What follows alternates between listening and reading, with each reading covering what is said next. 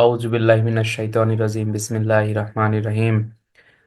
আসসালামু আলাইকুম ওয়া রাহমাতুল্লাহ। দুরূদ শরীফ আল্লাহুম্মা সাল্লি আলা মুহাম্মাদ ওয়া আলা আলি মুহাম্মাদ কামা সাল্লাইতা আলা ইব্রাহিমা ওয়া আলা আলি ইব্রাহিমা ইন্নাকা হামিদুম মাজিদ। আল্লাহুম্মা বারিক আলা মুহাম্মাদি ওয়া আলা আলি মুহাম্মাদ কামা বারাকতা আলা ইব্রাহিমা ওয়া আলা আলি ইব্রাহিমা ইন্নাকা হামিদুম মাজিদ। সাল্লাল্লাহু আলাইহি ওয়াসাল্লাম, সাল্লাল্লাহু আলাইহি ওয়াসাল্লাম। লা হাওলা ওয়ালা কুওয়াতা ইল্লা বিল্লাহিল আলিয়্যিল আযীম। লা হাওলা ওয়ালা কুওয়াতা ইল্লা বিল্লাহিল আলিয়্যিল আযীম। প্রিয় বন্ধুরা, আশা করি সবাই ভালো আছেন আলহামদুলিল্লাহ। আমরা দণ্ডবিধি আইন পড়তেছিলাম, সাথে হচ্ছে পুলিশ আইন পড়তেছিলাম। পুলিশের পদোন্নতি পরীক্ষার জন্য সবচেয়ে যে জিনিসটা গুরুত্বপূর্ণ সেটা হচ্ছে ধৈর্য। এক দুই দিন ক্লাস করলাম, পরে হারাই গেলাম, তাহলে কিন্তু হইল না। অত্যন্ত ধৈর্যর সাথে আপনাকে লেখাপড়া করতে হবে। আমরা দণ্ডবিধি আইনের অলরেডি 176 ধারা পর্যন্ত পড়ছি, এবং পুলিশ আইনের আমরা 5 ধারা পর্যন্ত পড়ছি। তো যেখানে আমরা শেষ করছি ওইখান থেকে আজকে আমরা শুরু করব। তো শুরু করার আগে যেখানে আমরা শেষ করছিলাম সেগুলো আমরা একটু রিভিশন দেব দ্রুত।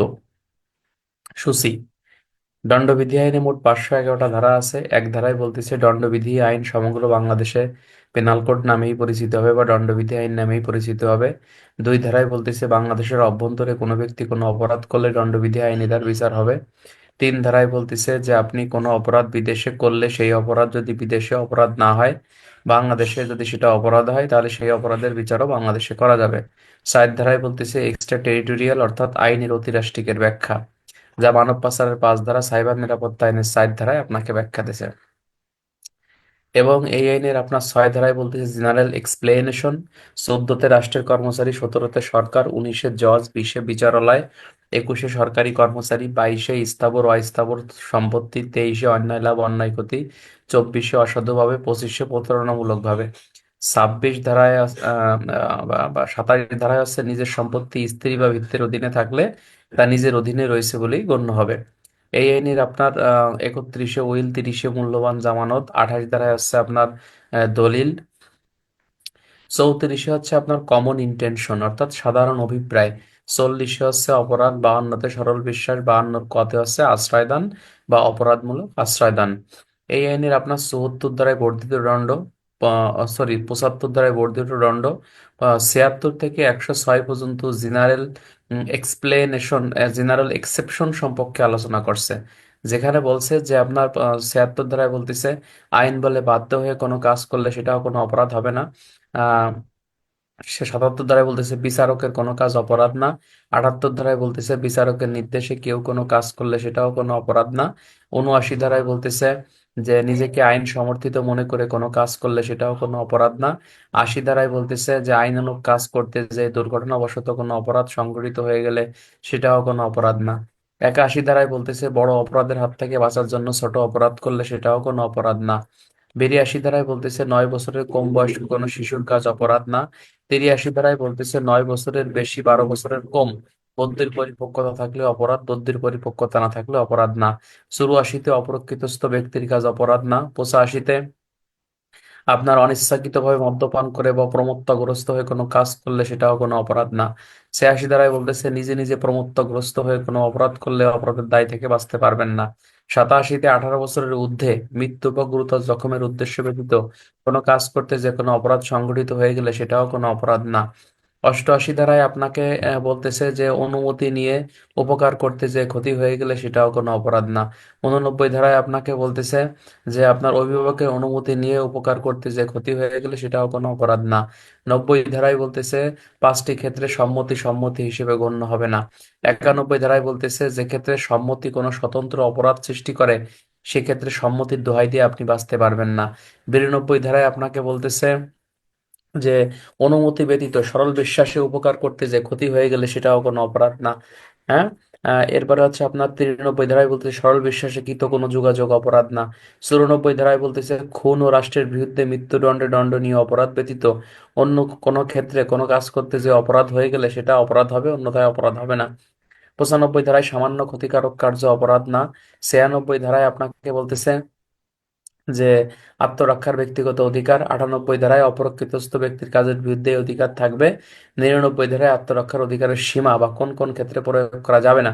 এই আইনের 100 ধারায় বলতেছে দেহের ক্ষেত্রে 6টি অবস্থায় আত্মরক্ষার অধিকার প্রয়োগ করে মৃত্যু পর্যন্ত ঘটানো যায়। 101-এ দেহ রক্ষা করার জন্য যতটুকু ক্ষতি বা আঘাত করা প্রয়োজন ঠিক ততটুকু করতে পারবেন, এর বেশি করতে পারবেন না। 102-এ দেহের ক্ষেত্রে আত্মরক্ষার আরম্ভ এবং স্থিতিকাল। 103 সম্পত্তি রক্ষার্থে 4টি ক্ষেত্রে মৃত্যু পর্যন্ত ঘটাতে পারবেন। 104 দেহের ক্ষেত্রে সম্পত্তি রক্ষার ক্ষেত্রে যতটুকু ক্ষতি বা আঘাত করা প্রয়োজন ঠিক ততটুকু করতে পারবেন, এর বেশি পারবেন না। 105-এ আপনাকে বলতেছে দেহের ক্ষেত্রে আত্মরক্ষার আরম্ভ এবং স্থিতিকাল। 106 হচ্ছে নিরপরাধ ব্যক্তির ক্ষতি সাধন করেও আত্মরক্ষার অধিকার প্রয়োগ করতে পারবেন। 107-এ হচ্ছে অপরাধের সহায়তা বা প্ররোচনা। 108 হচ্ছে দুষ্কর্মের সহায়তাকারী কে। আর 109 হচ্ছে দুষ্কর্মের সহায়তাকারীর শাস্তি। 118-তে পাবলিক অপরাধের সংবাদ যদি না না দেয়, মৃত্যুদণ্ড বা যাবজ্জীবন অপরাধের সংবাদ। 118-তে শাস্তি। 119-এ হচ্ছে সরকারি কর্মচারী যদি অপরাধের সংবাদ গোপন রাখে, ব্যবস্থা না নেয়, 119-এ শাস্তি। আর 120 কতে বলতেছে যে ক্রিমিনাল কনসপিরেন্সির সংজ্ঞা, খতে তার শাস্তি।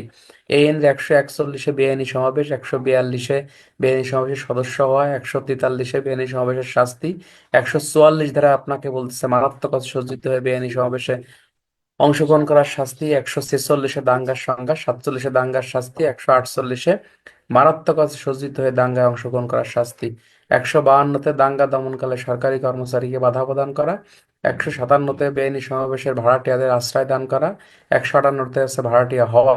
159 মারামারির সংজ্ঞা। 160 মারামারির শাস্তি। 161-তে সরকারি কর্মচারী সরাসরি ঘুষ নিলে এই ধারায় অপরাধ।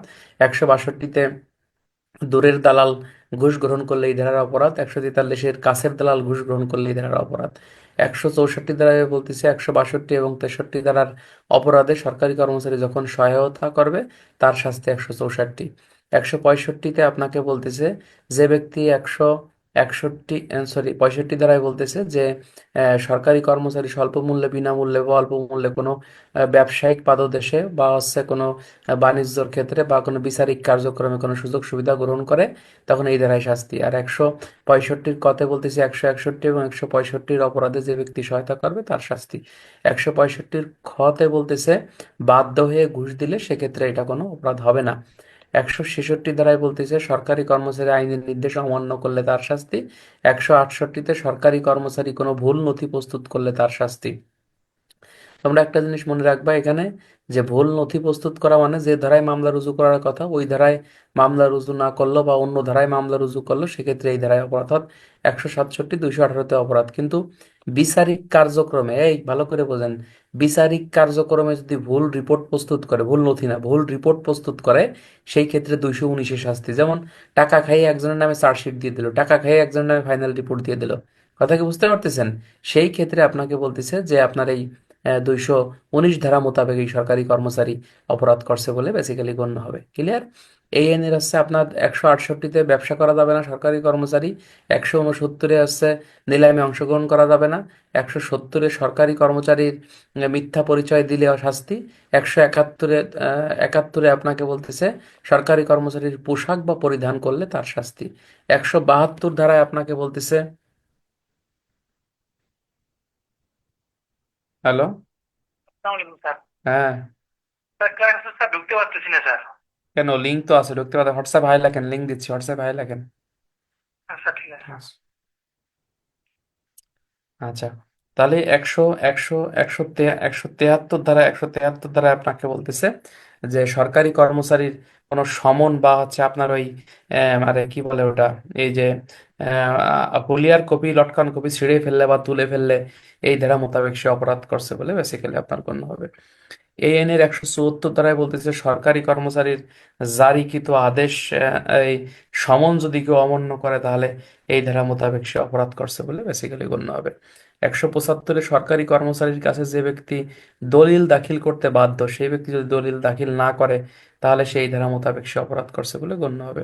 আর 176 ধারায় আপনাকে বলতেছে যে বাধ্য ব্যক্তি অর্থাৎ গ্রামের চেয়ারম্যান, মেম্বার, চৌকিদার, দফাদার, অর্থাৎ দণ্ডবিধি আইনের 176 ধারায় আপনাকে বাধ্য ব্যক্তি মিন্স হচ্ছে কার্যবিধির 45 ধারায় যাদের কথা বলা হয়েছে এই সকল ব্যক্তি হচ্ছে অপরাধের সংবাদ দিতে বাধ্য। এই বাধ্য ব্যক্তিরা যদি অপরাধের সংবাদ না দেয় সেক্ষেত্রে দণ্ডবিধি আইনের আপনার এই 176 ধারা মোতাবেক সে অপরাধ করছে বলে গণ্য হবে। তো প্রিয় বন্ধুরা, এই সকল ধারা থেকে প্রশ্ন কিভাবে আসবে সেটা কিন্তু অলরেডি আপনাদেরকে আমি বলছি। আজকে আমি দণ্ডবিধি আইনের 177 থেকে ইনশাল্লাহ সামনের দিকে যাব, এবং এই ধারাগুলো কিন্তু অত্যন্ত গুরুত্বপূর্ণ। 177 ধারায় কি বলছে, এবং পাশাপাশি আজকে আমরা পুলিশ আইনের খুবই গুরুত্বপূর্ণ কিছু ধারা পড়ব। 177 ধারা থেকে কিন্তু রিটেনে প্রশ্ন আসতে পারে যে অসত্য তথ্য সরবরাহ করার শাস্তি। মনে করেন আপনাকে এটা এই সূচিগুলো মুখস্থ রাখতে হবে। অর্থাৎ দণ্ডবিধি আইনের 176 ধারায় বলতেছে বাধ্য ব্যক্তিরা সংবাদ দিল না, অর্থাৎ যে ব্যক্তি সংবাদ দিতে বাধ্য, অর্থাৎ গ্রামের চেয়ারম্যান, মেম্বার, চৌকিদার, দফাদার, এরা কি সংবাদ দিতে বাধ্য? দণ্ডবিধি কার্যবিধির 45 ধারায় বলতেছে যে আপনার এই ফেরারি আসামির সংবাদ, অপমৃত্যুর সংবাদ, ছকের সংবাদ, হত্যার সংবাদ, তারপরে হচ্ছে আত্মগোপন করেছে এমন ব্যক্তির সংবাদ, তারপরে গ্রাম এলাকায় কোনো আগন্তুকের অবস্থান ঘটলে এমন সংবাদ। হ্যাঁ, কাকে দিতে বাধ্য? এটা হচ্ছে পুলিশকে দিতে বাধ্য বা ম্যাজিস্ট্রেটকে দিতে বাধ্য। যদি না দেয় সেক্ষেত্রে দণ্ডবিধি আইনের 176 ধারা মোতাবেক তারা অপরাধ করছে বলে গণ্য হবে। অনেকের কাছে কোশ্চেন হয় যে ভাই 176 এবং 202 এর মধ্যে পার্থক্য কি? 176টা হচ্ছে যে সংবাদ দিতে বাধ্য ব্যক্তিরা সংবাদটি দেয়নি, কিন্তু অপরাধটি সংগঠিত হয় নাই, ঠিক আছে কিনা? কিন্তু সংবাদ দেওয়া তার উচিত ছিল, কিন্তু সংবাদটি সে দেয় নাই। কিন্তু 202-এ বলতেছে সংগঠিত অপরাধের সংবাদ, অর্থাৎ অপরাধটা সংগঠিত হয়েছে কিন্তু সংবাদটা তারা দেয় নাই। এই জন্যই 202। তো নর্মালি 176 যেখানে যায়, 202ও আমরা কিন্তু সেখানে ব্যবহার করতে পারি। 177 দ্বারাই আপনাকে বলতেছে যে এই সকল ব্যক্তি সংবাদ তো না দিলে 176 দেশে, কিন্তু অসত্য তথ্য দেশে। কথা কি বুঝছেন? দেশে অসত্য, মনে করেন একজনকে মনে করেন পিটাই মেরে ফেলাইছে, কিন্তু আপনি সংবাদ দিলেন যে সে হলো সাপের কামড়ে মারা গেছে। কথা বুঝছেন? অর্থাৎ আপনি যে সংবাদটা দিয়েছেন সেই সংবাদটা হচ্ছে অসত্য তথ্য দিয়েছেন বা মিথ্যা তথ্য দিয়েছেন। অর্থাৎ ঘটনা যেরকম ঘটছে আপনি সেই রকম ঘটনা আপনি বলেন নাই। কথা কি বুঝছেন? ঘটনা যেরকম ঘটছে সেরকম ঘটনা আপনি বলেন না। এখানে আমরা হ্যান্ডবুক যদি একটু পড়ি, দেখেন যে এখানে দুইটা উদাহরণ দিয়েছে। এত পেছানোর কিছু নাই, সহজভাবে আমরা শিখবো। আমাদের সিনিয়র স্যার হুবহু কিন্তু এই উদাহরণগুলো তুলে দেবে। প্রশ্ন দিয়েছে যে জোরদার তাহার জোরদারি সীমানার মধ্যে একটি খুনের সংবাদ অনুষ্ঠানের কথা জানিয়া ইচ্ছাপূর্বক জেলা ম্যাজিস্ট্রেটকে ভুল খবর দেয় যে সাপের কামড়ের ফলে দুর্ঘটনায় উক্ত মৃত্যু ঘটছে, এই ধারার অপরাধের দোষী সাব্যস্ত হবে। অর্থাৎ একজনটা হলো মনে করেন মারি ফেলাইছে, কিন্তু সে খবর দিছে কি যে এটার এলাকেন সাপের কামড়ে মারা গেছে, তাহলে সে কি অসত্য তথ্য দিছে। তাই এজন্য দণ্ডবিধি আইনের 177 ধারা মোতাবেক সে অপরাধ করছে বলেই গণ্য হবে। যেমন 2 নম্বর উদাহরণে দেখেন, মনে করেন আজকে আপনি জানেন যে হচ্ছে মনে করেন যে শ্রীপুরে ডাকাতি হবে, কিন্তু শ্রীপুরে ডাকাতি কথা পুলিশকে না জানাই আপনি বললেন যে আজকে হলো শালিকায় ডাকাতি হতে পারে, ঠিক আছে কিনা? এই যে যে তথ্যটা আপনি দিচ্ছেন ভুল তথ্য, আপনি জানেন, জানার পরে আপনি একটা অসত্য তথ্য কাকে দিচ্ছেন? সরকারি কর্মচারী, দ্যাট মিনস পুলিশ অফিসারকে দিচ্ছেন বা আদালতকে দিচ্ছেন বা অন্য কোনো ধর ব্যক্তিকে আপনি দিচ্ছেন, তাহলে দণ্ডবিধি আইনের 177 ধারা মোতাবেক আপনি অপরাধ করছেন বলেই বেসিক্যালি গণ্য হবে।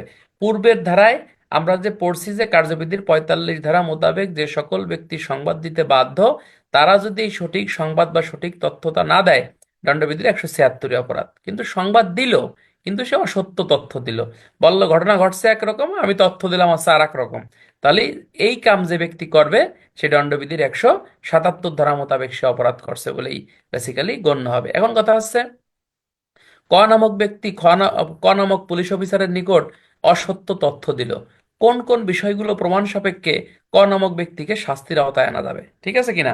তাহলে 1 নম্বর প্রমাণ করতে হবে অভিযুক্ত ব্যক্তি তথ্য প্রদানে আইনত বাধ্য ছিল, সরকারি কর্মচারীর নিকট তিনি তথ্য সরবরাহ করার জন্য বাধ্য ছিল, তারপরে হচ্ছে উক্ত তথ্য অসত্য ছিল, এরপরে প্রমাণ করতে হবে তিনি উক্ত অসত্য তথ্যটি স্বেচ্ছাকৃতভাবে সরকারি কর্মচারীর নিকট প্রদান করেছিল, ঠিক আছে কিনা?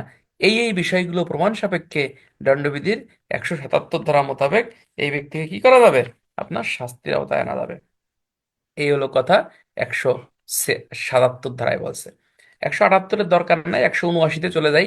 179-তে বলতেছে প্রশ্ন করিবার ক্ষমতা সম্পন্ন সরকারি কর্মচারীর প্রশ্নের উত্তর দানের অস্বীকার করা, ঠিক আছে কিনা? এটা কিন্তু খুবই গুরুত্বপূর্ণ একটা বিষয়।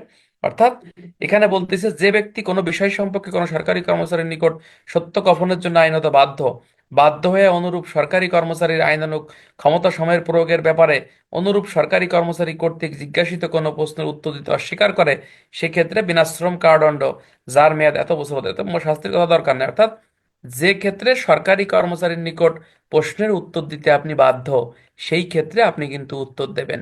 এ সংক্রান্তে যদি আপনি একটু খেয়াল করে দেখেন, যে ফৌজদারি কার্যবিধি আইনের 161 ধারায় কিন্তু আছে যে যে সকল সাক্ষীকে 160 ধারায় তলব করা হয়, এই সকল সাক্ষী কিন্তু সকল প্রশ্নের উত্তর দিতে বাধ্য থাকবে, যদি সেই উত্তর তাকে ফৌজদারি অপরাধ, দণ্ড বা সম্পত্তি বাজেয়াপ্তকরণের মতো কোনো অপরাধে জড়িত না হতে করে, অথবা ওই যে 175 ধারায় বলছে যে সকল প্রশ্নের উত্তর দিতে কিন্তু সাক্ষী বাধ্য থাকবে, যদি তাকে ফৌজদারি অপরাধ, দণ্ড বা সম্পত্তি বাজেয়াপ্ত না হয়, তাহলে এই ধরনের প্রশ্নের উত্তর দিতে সে বাধ্য থাকবে। মনে করো আমি ডাকি আনলাম রসুল রে, ডাকি এনে বললাম যে এখানে হত্যা সংঘটিত হয়েছে, কি কি ঘটছে তুমি বলো, তাহলে তুমি কিন্তু এই সব প্রশ্ন উত্তর দিতে বাধ্য। তবে এ ধরনের উত্তর দিলে তোমার ফৌজদারি অপরাধ হতে পারে, তোমার দণ্ড হতে পারে, অথবা তোমার সম্পত্তি বাজেয়াপ্ত হতে পারে, তাহলে কিন্তু তুমি এ ধরনের প্রশ্নের উত্তর দিতে বাধ্য না।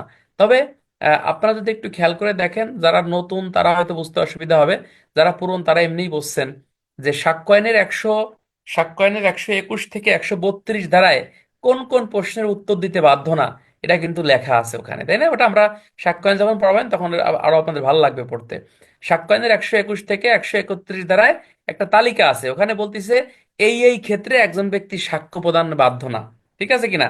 যেমন ডিউরেশন অফ ম্যারিজের ক্ষেত্রে দিতে বাধ্য না, সরকারি কর্মচারীর কাছে জনস্বার্থের ব্যাঘাত ঘটলে সে প্রশ্নের উত্তর দিতে বাধ্য না, উকিল মক্কেলের সাথে কি কথাবার্তা বলছে এই উত্তর দিতে বাধ্য না, মক্কেল উকিলের সাথে কি উত্তর প্রশ্ন কথা বলছে সেই উত্তর দিতে বাধ্য। অর্থাৎ সাক্ষীর সুরক্ষা, প্রিভিলেজ অফ উইটনেস, এটা আমরা সাক্ষ্য আইন পড়াবো তখন তখন বুঝবেন। তো এত কথার দরকার নেই, সহজ বাংলা আলাপ হচ্ছে 179 ধারায় সাক্ষী যে সকল প্রশ্নের উত্তর দিতে বাধ্য, সেই সকল প্রশ্নের সে উত্তর দেবে, যদি সে উত্তর না দেয় সে দণ্ডবিধির 179 ধারা মোতাবেক সে অপরাধ করছে বলেই গণ্য হবে। অর্থাৎ সব প্রশ্নেরই সে উত্তর দেবে, শুধু বলতেছে শুধু বলতেছে যে প্রশ্নের উত্তর তাকে ফৌজদারি অপরাধ, দণ্ড বা সম্পত্তি বাজেয়াপ্ত হতে পারে, এই সকল ক্ষেত্রে সাক্ষী উত্তর দিতে বাধ্য না। ঠিক আছে? তো এখান থেকে রিটেনে প্রশ্ন হবে, কি প্রশ্ন হবে, যে ক নামক ব্যক্তিকে পুলিশ সাক্ষী হিসেবে তলব করলো, ঠিক আছে কিনা? পুলিশ সাক্ষী হিসেবে তলব করলো, পুলিশ তাকে জিজ্ঞাসিত প্রশ্ন জিজ্ঞাসা করলো, সে উত্তর প্রদানে বাধ্য হয়েও সে উত্তর প্রদান করলো না, এবং পরবর্তীতে উত্তর প্রদান করলো, সেক্ষেত্রে তদন্তে প্রমাণিত হলো সে মিথ্যা উত্তর দিছে। তো তার কি অপরাধ ব্যাখ্যা করো। তাহলে আপনি কি উত্তরটা দেবেন কিভাবে? আপনি দেবেন যে ফৌজদারি কার্যবিধি আইনের 94, সরি, ফৌজদারি কার্যবিধানের 160, 175 ধারা মোতাবেক তদন্তকারী কর্মকর্তা সাক্ষী হিসেবে একজন ব্যক্তিকে তলব করতে পারে, ঠিক আছে কিনা? এছাড়াও আদালত কার্যবিধি আইনের আপনার 94 ধারা মোতাবেক একজন ব্যক্তিকে কোনো মামলার দলিল ডকুমেন্ট থাকলে সাক্ষী হিসেবে তলব করতে, এত কথা দরকার নাই, লিখবেন যে যখন মামলার আয়ু কোনো সাক্ষীকে তলব করবে, সাধারণত কোনো প্রশ্নের সকল প্রশ্নের উত্তর দিতে বাধ্য থাকবে, তবে যে সকল প্রশ্নের উত্তর দিলে তার ফৌজদারি অপরাধ, দণ্ড বা সম্পত্তি বাজেয়াপ্ত হতে পারে, এমন প্রশ্নের উত্তর দিতে সে বাধ্য থাকবে না। প্রশ্নের আলোকে একজন মামলার আয়ু যখন সাক্ষীকে কোশ্চেন করবে, সে সকল প্রশ্নের উত্তর দিতে বাধ্য। প্রশ্নের আলোকে যেহেতু সে প্রশ্নের উত্তর দেয়নি, তাই সে দণ্ডবিধি আইনের 179 ধারা মোতাবেক সে অভিযুক্ত হবে, একটা প্যারা। 2 নম্বর প্যারায় দেবেন যে প্রশ্নের আলোকে সে বিভিন্ন পরে সে সাক্ষ্য দিছে, কিন্তু তদন্তে প্রমাণিত হয়েছে সে মিথ্যা সাক্ষ্য দিছে। তো এক্ষেত্রে প্রশ্নের আলোকে ক নামক ব্যক্তি মিথ্যা সাক্ষ্য দেওয়ার কারণে দণ্ডবিধি আইনের কত 193 ধারা মোতাবেক তার বিরুদ্ধে আইনগত ব্যবস্থা গ্রহণ করা যাবে। এখন কথা হচ্ছে যে ক নামক ব্যক্তি যে মিথ্যা মানে ব্যক্তিকে পুলিশ তলব করছে এবং সে পুলিশের জিজ্ঞাসিত প্রশ্নের উত্তর দেয়নি, তাহলে কোন কোন বিষয়গুলো প্রমাণ সাপেক্ষে তাকে শাস্তির আওতায় আনা যাবে। প্রিয় বন্ধুরা, এটা কিন্তু খুবই গুরুত্বপূর্ণ একটা সেশন, এবং এটা আপনাকে প্রশ্ন এভাবেই পরীক্ষায় আসে। তোমরা যারা ইন্সপেক্টরশিপের প্রশ্ন দেখছো, এরকম প্রশ্ন আসে, এএসআই দের প্রশ্ন এরকম আসে। অনেকে হয়তো অন্য টিচারের কাছে পড়ছেন, তারা কিভাবে পড়াইছে জানি না, প্রশ্নের ধরন কিন্তু এইসব ধারা থেকে এইভাবেই আসে, কথা বুঝছেন? এখানে আপনাকে কোন বিষয়গুলো প্রমাণ করতে হবে? 1 নম্বর, প্রমাণ করতে হবে অভিযুক্ত ব্যক্তি প্রশ্নের উত্তর দিতে বাধ্য ছিল। 2 নম্বরে প্রমাণ করতে হবে তিনি সরকারি কর্মচারীর নিকট প্রশ্নের উত্তর দিতে বাধ্য ছিল। 3 নম্বরে প্রমাণ করতে হবে উক্ত প্রশ্ন সরকারি কর্মচারী করেছিল। 4 নম্বরে প্রমাণ করতে হবে সরকারি প্রশ্নের উত্তরে সরকারি প্রশ্নের উত্তরে তিনি উত্তর প্রদান করেন নাই, এবং তিনি যে উত্তর প্রদান করেন নাই উক্ত কাজটি তিনি স্বেচ্ছাকৃতভাবে করেছেন।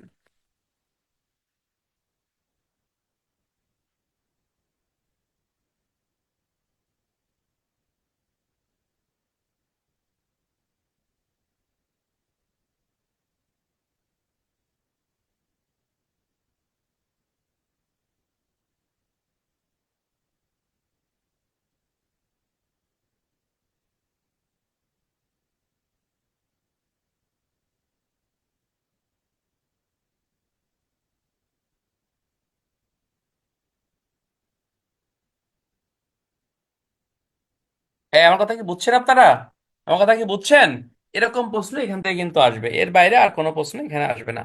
আচ্ছা, তো চার্জশিট না দিয়ে ফাইনাল রিপোর্ট দিলে কয় ধারা অপরাধ? এটা আছে দণ্ডবিধির 219 অপরাধ। আর যে ক্ষেত্রে হচ্ছে আপনার এরূপ কাজ কোনো পুলিশ অফিসার করবে তার বিরুদ্ধে বিভাগীয় শাস্তিমূলক ব্যবস্থা গ্রহণ করা যাবে, যা পুলিশ আইনের 729, 857, 880 বিধি মোতাবেক আইনগত ব্যবস্থা কিন্তু আপনার গ্রহণ করা যায়। আমরা এখন সরাসরি চলে যাব দণ্ডবিধি আইনের 180 ধারা। 180 ধারাটা কিন্তু অত্যন্ত গুরুত্বপূর্ণ একটি ধারা। এই ধারা থেকে কিন্তু রিটেনে প্রশ্ন আসে এবং এমসিকিউর প্রশ্ন আসে। বিগত ইন্সপেক্টরশিপে আসছে, এএসআই দের আসছে। 180 ধারায় বলতেছে বিবৃতিতে স্বাক্ষর করতে অস্বীকার করার শাস্তি। বিবৃতি মানে কি? বিবৃতি মানে হচ্ছে কথোপকথন, আপনার বিবৃতি, আপনার ডকুমেন্ট, আপনার কথা, আপনার সাউন্ড, অর্থাৎ আপনি একটা বিবৃতি পুলিশের কাছে দেছেন, এই বিবৃতি বা ম্যাজিস্ট্রেটের কাছে দেছেন, সেই ক্ষেত্রে এই বিবৃতিতে আপনি কিন্তু স্বাক্ষর করতে বাধ্য। ঠিক আছে কিনা? যেমন কার্যবিধি আইনের 160 ধারায় যে ব্যক্তিকে সাক্ষী হিসেবে তলব করা হয়, এই ব্যক্তি কিন্তু বিবৃতি প্রদান করে 161-তে, এবং এই বিবৃতিতে কিন্তু সাক্ষী স্বাক্ষর করতে বাধ্য না। মন থাকবে।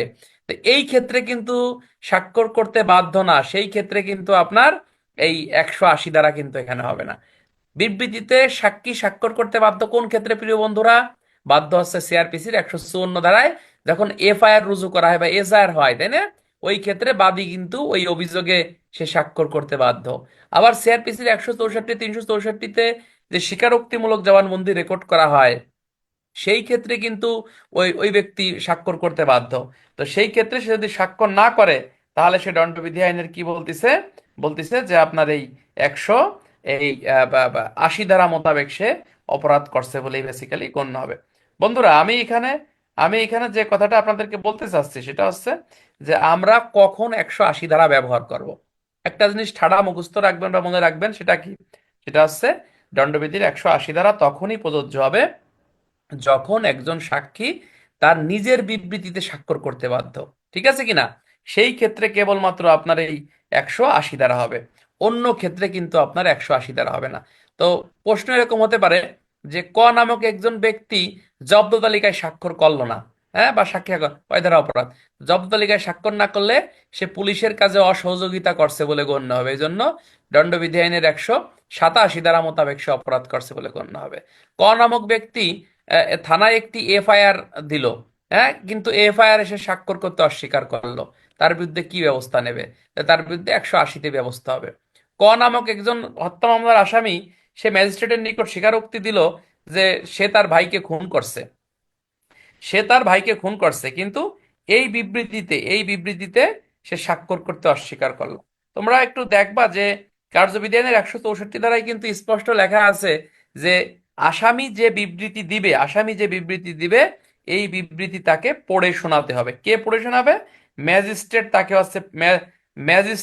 হচ্ছে পড়ে শোনাবে, তাই না বন্ধুরা? ম্যাজিস্ট্রেট তাকে পড়ে শোনাবে, এবং বলতিছে যে আপনার এই ম্যাজিস্ট্রেট এই ম্যাজিস্ট্রেট আসামিকে বলবে যে আপনি নতুন কিছু যোগ করতে চান কিনা। সে যদি নতুন কিছু যোগ করতে চায়, তাহলে নতুন কিছু সে আবার যোগও করতে পারবে। এবং এই বিবৃতি দেওয়ার পরে যে বিষয়টা সবচেয়ে গুরুত্বপূর্ণ, সেটা হচ্ছে যে ম্যাজিস্ট্রেট আসামির এই স্বাক্ষর জবানবন্দিতে নেবে এবং ম্যাজিস্ট্রেট নিজেও স্বাক্ষর দেবে। তাহলে এই ক্ষেত্রে যে স্বাক্ষর দিল না, সে দণ্ডবিধি আইনের 180 ধারা মোতাবেক সে অপরাধ করছে বলেই গণ্য হবে। ক্লিয়ার ভাই? তাহলে প্রশ্ন হতে পারে এরকম যে ক নামক একজন ব্যক্তি ম্যাজিস্ট্রেটের নিকট স্বীকারোক্তিমূলক জবানবন্দি দিল, কিন্তু সে স্বীকারোক্তিমূলক জবানবন্দিতে স্বাক্ষর দিতে অস্বীকার করলো। কোন কোন বিষয়গুলো প্রমাণ সাপেক্ষে এই আসামিকে শাস্তির আওতায় আনা যাবে? তাহলে সে স্বাক্ষর দেয়নি, তাই না?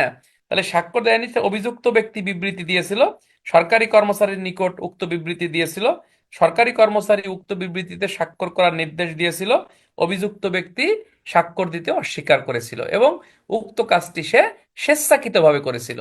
এই বিষয়গুলো প্রমাণ সাপেক্ষে ক নামক ব্যক্তিকে আপনার কি করা যাবে? শাস্তির আওতায় আপনার আনা যাবে। এই হচ্ছে 180 ধারা। তাহলে এখান থেকে এমসিকিউ আসতে পারে, বিবৃতিতে স্বাক্ষর করতে অস্বীকার করার শাস্তি কত দ্বারা? 180 দ্বারা। বিবৃতিতে স্বাক্ষর করতে অস্বীকার করলে শাস্তি হয় কার? বিবৃতি দাতার। শাস্তি হয় না কার? বিবৃতি যে রেকর্ড করে তার। স্বীকারোক্তিমূলক জবানবন্দিতে স্বাক্ষর করবে কে? বিবৃতি এবং জবানবন্দি রেকর্ডকারী ম্যাজিস্ট্রেট। কথা কি বুঝছেন নাকি বোঝেন না?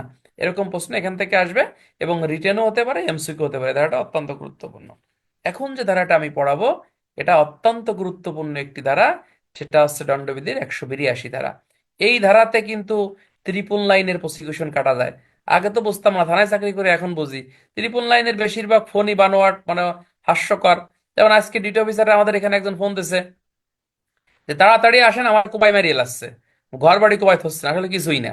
কথা বুঝছেন? পরে মাতারিরে ফোন দেয়, এত শয়তান, ফোন দেই ফোন ধরে না। পরে ধরছে, ধরার পরে বলে যে ভাই কিছু হয়নি, আমরা এটা মিটেই ফেলাচ্ছি, সমস্যা না, আসা লাগবে না। অথচ ফোন দিয়ে ফেলাই যে তাড়াতাড়ি আসেন, আমার কোপাই মারিয়ে লাগছে, মানে এত মানে একটা বাজে ইয়া।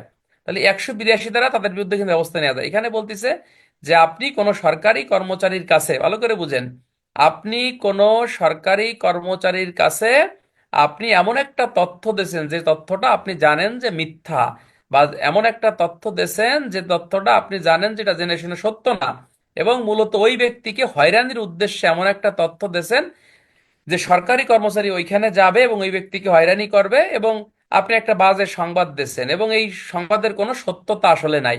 তাহলে আপনার বিরুদ্ধে দণ্ডবিধির 182 ধারা মোতাবেক কি রয়েছে? আপনার আইনগত ব্যবস্থা কিন্তু এখানে গ্রহণ করা যাবে। অর্থাৎ এরকম বলতেছে, দেখেন বন্ধুরা, তোমরা একটু মেইন বই বাইর করে দেখো, মেইন বই বাইর করে দেখো, সেখানে এখানে দেখেন 3-4টা উদাহরণ দেওয়া আছে। আমরা উদাহরণগুলো একটু পড়ি। অনেকে বিরক্ত হচ্ছে, ওনাদের সহজ জিনিস এইগুলোই পরীক্ষায় আসবে। বিগত বছরের পরীক্ষায় কিন্তু এসব প্রশ্ন একাধিকবার আসছে। 1 নম্বর একটা উদাহরণ দেখেন, বলতেছে ক ক কোনো ম্যাজিস্ট্রেটকে এই মর্মে সংবাদ দেয় যে অনুরূপ ম্যাজিস্ট্রেটের অধস্তন কোনো পুলিশ অফিসার কর্তব্য অবহেলা অসদাচরণের জন্য দোষী সাব্যস্ত হয়েছেন। উক্ত তথ্য মিথ্যা জানিয়া এবং উক্ত তথ্যের সাহায্যে উক্ত ম্যাজিস্ট্রেট কর্তৃক পুলিশ অফিসার জকে বরখাস্ত করিবার সম্ভাবনা রয়েছে জানিয়া সংবাদটি প্রদান করেছে। তাহলে এই ধারা মোতাবেক সে অপরাধ করছে বলে বেসিক্যালি গণ্য হবে। তাহলে কি বলছে এখানে বন্ধুরা? বলতেছে যে আমি ম্যাজিস্ট্রেটকে একটা সংবাদ দিছি যে অমুক পুলিশের কনস্টেবল এই কাজ করছে। তা ম্যাজিস্ট্রেট এই কথা শোনার পরে ম্যাজিস্ট্রেটকে সাসপেন্ড, পুলিশকে সাসপেন্ড করবে, এটা আমি জানি। তাহলে মূলত পুলিশকে হয়রানি করার উদ্দেশ্যেই মূলত বলতিছে যে আমি এই তথ্যটা দিছি। যেমন আমি যদি এসপি রে ফোন দেই যে স্যার অমুক কনস্টেবল তো এই কাম করে, অমুক এএসআই তো এই কাম করে, আসলে সে এই কাম করে না, কোনো তথ্য প্রমাণ নাই, কিন্তু মূলত এসপি স্যার যখন শুনবে যে অমুক সদস্য এই কাম করতেছে, তারা একটু হয়রানি করবে। কথা কি বুঝতেছেন? তাহলে আমি যে অসত্য তথ্য, অসত্য তথ্য না মানে অপর কোনো ব্যক্তিকে হয়রানির উদ্দেশ্যে এই সংবাদটা আমি দিছি, এটা মনে মনে আমি একটা তৃপ্তি পালাম, ঠিক আছে কিনা? তাহলে দণ্ডবিধির 182 ধারা মোতাবেক আমি অপরাধ করছি বলেই গণ্য হবে। দেখেন 2 নম্বর উদাহরণ, একজন সরকারি কর্মচারীকে এই মর্মে খবর দেয় যে জয় একটি গুপ্ত স্থানে নিষিদ্ধ লবণ রাখিয়াছে। তথ্যটি মিথ্যা বলিয়া জানিয়া এবং অনুরূপ তথ্য সরবরাহের ফলে জয়ের গৃহাঙ্গনে তল্লাশি করিবার, উক্ত খানা তল্লাশি জয়ের বিরক্তি সৃষ্টি করিবার সম্ভাবনা রয়েছে জানিয়া মিথ্যা খবর দেয়। তাহলে এই ধারায় বর্ণিত অপরাধ করছে বলে গণ্য হবে। কিরকম? মনে করো আমি পুলিশ শ্রীপুর থানায় ফোন দিলাম যে স্যার তাড়াতাড়ি আসেন, রবিউল তো ইয়াবার ব্যবসা করে, তার বাড়িতে দেখবেন ইয়াবা পাবেন। হ্যাঁ? বা আমি ফোন দিলাম যে রবিউল তো স্যার অবৈধ লবণের ব্যবসা করে, আর তার বাড়িতে আসেন দেখবেন অবৈধ লবণের গাঁটি গাঁটি বস্তা রয়েছে। আসলে সে এগুলো কিছুই করে না। আমার ইন্টেনশন বা আমার উদ্দেশ্য হচ্ছে পুলিশ আসবে, আসার পরে হচ্ছে রবিউলের বাড়ি তল্লাশি করবে, সে একটু হয়রানি করবে, সে একটু হয়রানির শিকার হবে, আমি মনে মনে একটু খুশি হব। ঠিক আছে কিনা? তাহলে এই যে যে আমি অসত্য তথ্য দিলাম, বা হচ্ছে একজন ব্যক্তিকে হয়রানির উদ্দেশ্যে এমন একটা তথ্য আমি প্রোভাইড করলাম নাকি, তাহলে আমি দণ্ডবিধির 182 ধারা মোতাবেক অপরাধ করছি বলেই গণ্য হবে। যেমন আপনারা যদি একটু খেয়াল করে দেখেন যে কার্যবিধি আইনে 44 ধারায় কিন্তু আছে যে অপরাধের সংবাদ জনসাধারণ দেবে, ঠিক আছে, বাট ওই অপরাধের সংবাদের গ্রহণযোগ্যতা বলতেছে, ওই অপরাধের সংবাদের গ্রহণযোগ্যতা ওই ব্যক্তিকেই কিন্তু প্রমাণ করতে হবে, ঠিক আছে কিনা। আমি যে সংবাদ দিলাম, তাহলে সংবাদের গ্রহণযোগ্যতা কে প্রমাণ করবে ভাই? কে কে প্রমাণ করবে? ওই সংবাদের গ্রহণযোগ্যতা প্রমাণ করবে হচ্ছে আপনার যে ব্যক্তি সংবাদ দিছে ওই ব্যক্তিকেই প্রমাণ করতে হবে। কথা কি বুঝছেন? আচ্ছা, 3 নম্বর উদাহরণ দেখেন। মিথ্যা ভাবে একজন পুলিশ কর্মচারীকে এই মর্মে খবর দেয় যে কোনো একটি বিশেষ গ্রামের পাশে তার আক্রমণ এবং লুট করা হয়েছে। সে তার আক্রমণকারীদের অন্যতম বলিয়া কোনো ব্যক্তির নাম উল্লেখ করে না, কিন্তু এই তথ্য সরবরাহের ফলে পুলিশ কর্তৃক গ্রামবাসীকে বা কতিপয় বিরক্তি সহকারী তদন্ত তল্লাশি সম্ভাবনা সে জানে এই ধারার অধীনে অপরাধ করছে বলে গণ্য হবে। এখানে দেখেন খুবই গুরুত্বপূর্ণ একটা কথা। মনে করেন শ্রীপুর থানার ওসিরে ফোন দিল যে স্যার, আজকে তো সারঙ্গদিয়া গ্রামে ডাকাতি হবে, বা আজকে তো দাড়িয়াপুর গ্রামে ডাকাতি হবে, বা আজকে দাড়িয়াপুর গ্রাম দিয়ে মনে করেন যে ভ্যানে করে ইয়াবা যাবে, বা ভ্যানে করে মনে করেন ট্রাকে করে চোরাই গরু যাবে। তাহলে আমরা কি পুলিশ শোনার পরে বসে থাকবো? আমরা আমরা অবশ্যই যে দাড়িয়াপুর গ্রামে যাই আমরা ব্যারিকেড দেব এবং একবারে গড়ে হরিবোল তল্লাশি চালাবো। এতে গ্রামবাসী অতিষ্ঠ হবে, গ্রামবাসী এতে মনে করেন বিরক্ত বোধ করবে, বা গ্রামবাসী এখানে কি হবে, হয়রানির শিকার হবে। আমি মনে মনে একটু খুশি হব, দেখ আমার ক্ষমতা, দেখ আমি পুলিশ পাঠাইছি এবং তোদের গ্রামে ব্যবস্থা আমি করতেছি। পুলিশ যখন কোনো অপরাধের সংবাদ শোনে, পুলিশ কি বসে বসে থাকতে পারে? পারে না। তো এই কথাই এখানে বলতেছে যে আমি পুলিশকে কোনো একটা তথ্য আমি দিলাম, তথ্য দেওয়ার পরে পুলিশ সেখানে যে তার কার্যক্রম চালালো, তার কার্যক্রম বৈধ, ঠিক আছে, কিন্তু যে কার্যক্রম চালাচ্ছে এতে অন্য ব্যক্তিরা হয়রানি হবে, বা অন্য ব্যক্তিদের ক্ষতি হবে, বা অন্য ব্যক্তিরা একটু বিব্রত বোধ করবে, বা অন্য ব্যক্তিরা একটু মনে করেন যে ঝামেলায় পড়বে, তাই মনে মনে আমি একটু খুশি হব। তাহলে আমি দণ্ডবিধির 182 ধারা মোতাবেক আমি অপরাধ করছি বলেই গণ্য হবে, ঠিক আছে কিনা। তাহলে রিটেনের জন্য এই 182 ধারা খুবই খুবই ইম্পর্টেন্ট, একেবারে পরীক্ষায় প্রশ্ন আসার একেবারে 100% ইম্পর্টেন্ট। লা হাওলা ওয়ালা কুওয়াতা ইল্লা বিল্লাহিল আলিয়্যিল আযীম। এখান থেকে প্রশ্ন আসতে পারে এভাবে যে নামক ব্যক্তি পুলিশের নিকট তথ্য দিল যে নামক ব্যক্তি অবৈধ লবণের ব্যবসা করে। প্রকৃতপক্ষে সে অবৈধ লবণ ব্যবসায়ী না, নামক ব্যক্তিকে হয়রানির উদ্দেশ্যেই আপনার পুলিশের নিকট এমন তথ্য সরবরাহ করা। কোন কোন বিষয়গুলো প্রমাণ সাপেক্ষে নামক ব্যক্তিকে শাস্তির আওতায় আনা যাবে, এরকম প্রশ্ন কিন্তু। অর্থাৎ তুমি যদি, তোমার কাছে যদি ভাষ্য থেকে থাকে, দণ্ডবিধির ভাষ্য আছে, কার কার হাতুস করেন তো, এ ধরনের প্রশ্ন ভেবে লেখা আছে। ইন্সপেক্টরশিপে কিন্তু এরকম প্রশ্ন একাধিকবার আসছে। এএসআইদের আসে, কনস্টেবলদের আসে না, বাট আসতে কতক্ষণ। তোমাকে আগে এই পয়েন্টগুলো লিখতে হবে যে সে সে কি বলতিছে যে যে ব্যক্তির নিকট তথ্য সরবরাহ করা হয়েছিল তিনি হচ্ছে ম্যাজিস্ট্রেট ছিলেন বা সরকারি কর্মচারী ছিলেন, উক্ত তথ্য মিথ্যা ছিল। অপর কোনো ব্যক্তিকে হয়রানির উদ্দেশ্যে উক্ত তথ্য সরবরাহ করা হয়েছিল এবং উক্ত কাজটি বা উক্ত কর্মটি সে স্বেচ্ছাকৃতভাবে করেছিল। এই বিষয়গুলো প্রমাণ সাপেক্ষে দণ্ডবিধির 182 ধারা মোতাবেক ওই ব্যক্তির বিরুদ্ধে শাস্তির আওতায় আনা যাবে, ঠিক আছে। এই হলো 182। আর দরকার নাই, 183ও দরকার নাই, 184ও দরকার নাই, 185ও দরকার নাই। 185 একটু দেখবেন, এগুলো সূচির মতো পড়লেই হয়। অর্থাৎ সরকারি কর্মচারীর কর্তৃত্ব বলে বিক্রয়ের জন্য উপস্থিত সম্পত্তি বেআইনিভাবে ক্রয় বা ক্রয়ের ডাক দেওয়া। ওই যে অন্যায়ভাবে যদি আপনি সরকারি সম্পত্তি ক্রয় বিক্রয় করেন, 185তে শাস্তি, গুলো দরকার নাই। 186টা গুরুত্বপূর্ণ, খুবই গুরুত্বপূর্ণ 186 দ্বারা। আমাদের থানাগুলোতে যে নর্মাল মামলাগুলো হয়, নিয়মিত মামলাগুলো, ভাঙচুর মারামারি, এ দেখবেন যে এই সকল ধারার ভিতরে এই ধারাটা কিন্তু থাকে। 186 সরকারি কর্মচারীকে তার আইনানুগ কার্য সম্পাদনে বাধা প্রদান করার শাস্তি, ঠিক আছে কিনা। অর্থাৎ আপনি সরকারি কর্মচারীর কাজে, তাই সে একটা আইনানুগ কার্য করতেছে, তার আইনানুগ কাজে আপনি কি করতেছেন বন্ধুরা? আপনি তাকে বাধা দিচ্ছেন। এই বাধা দেওয়ার কারণে দণ্ডবিধি আইনের 186 ধারা মোতাবেক সেই ব্যক্তি অভিযুক্ত হবে। কোন ব্যক্তি? যে ব্যক্তি সরকারি কর্মচারীকে আইনানুগ কাজে বাধা দিচ্ছে। তোমরা যদি একটু খেয়াল করে দেখো যে সরকারি কর্মচারীকে আইনানুগ কাজে বাধা সংশ্লিষ্ট বা আঘাত সংশ্লিষ্ট কয়েকটা ধারা আছে। যেমন সরকারি কর্মচারীকে যদি দাঙ্গা দমনকালে বাধা দেওয়া হয় বা আক্রমণ করা হয়, সেক্ষেত্রে 152তে অপরাধ। সরকারি কর্মচারীকে আইনানুগ কাজে বাধা প্রদান করলে 186তে অপরাধ। সরকারি কর্মচারীকে যদি অন্যায়ভাবে আপনি সাধারণ আঘাত করেন, দণ্ডবিধি 330-এ অপরাধ।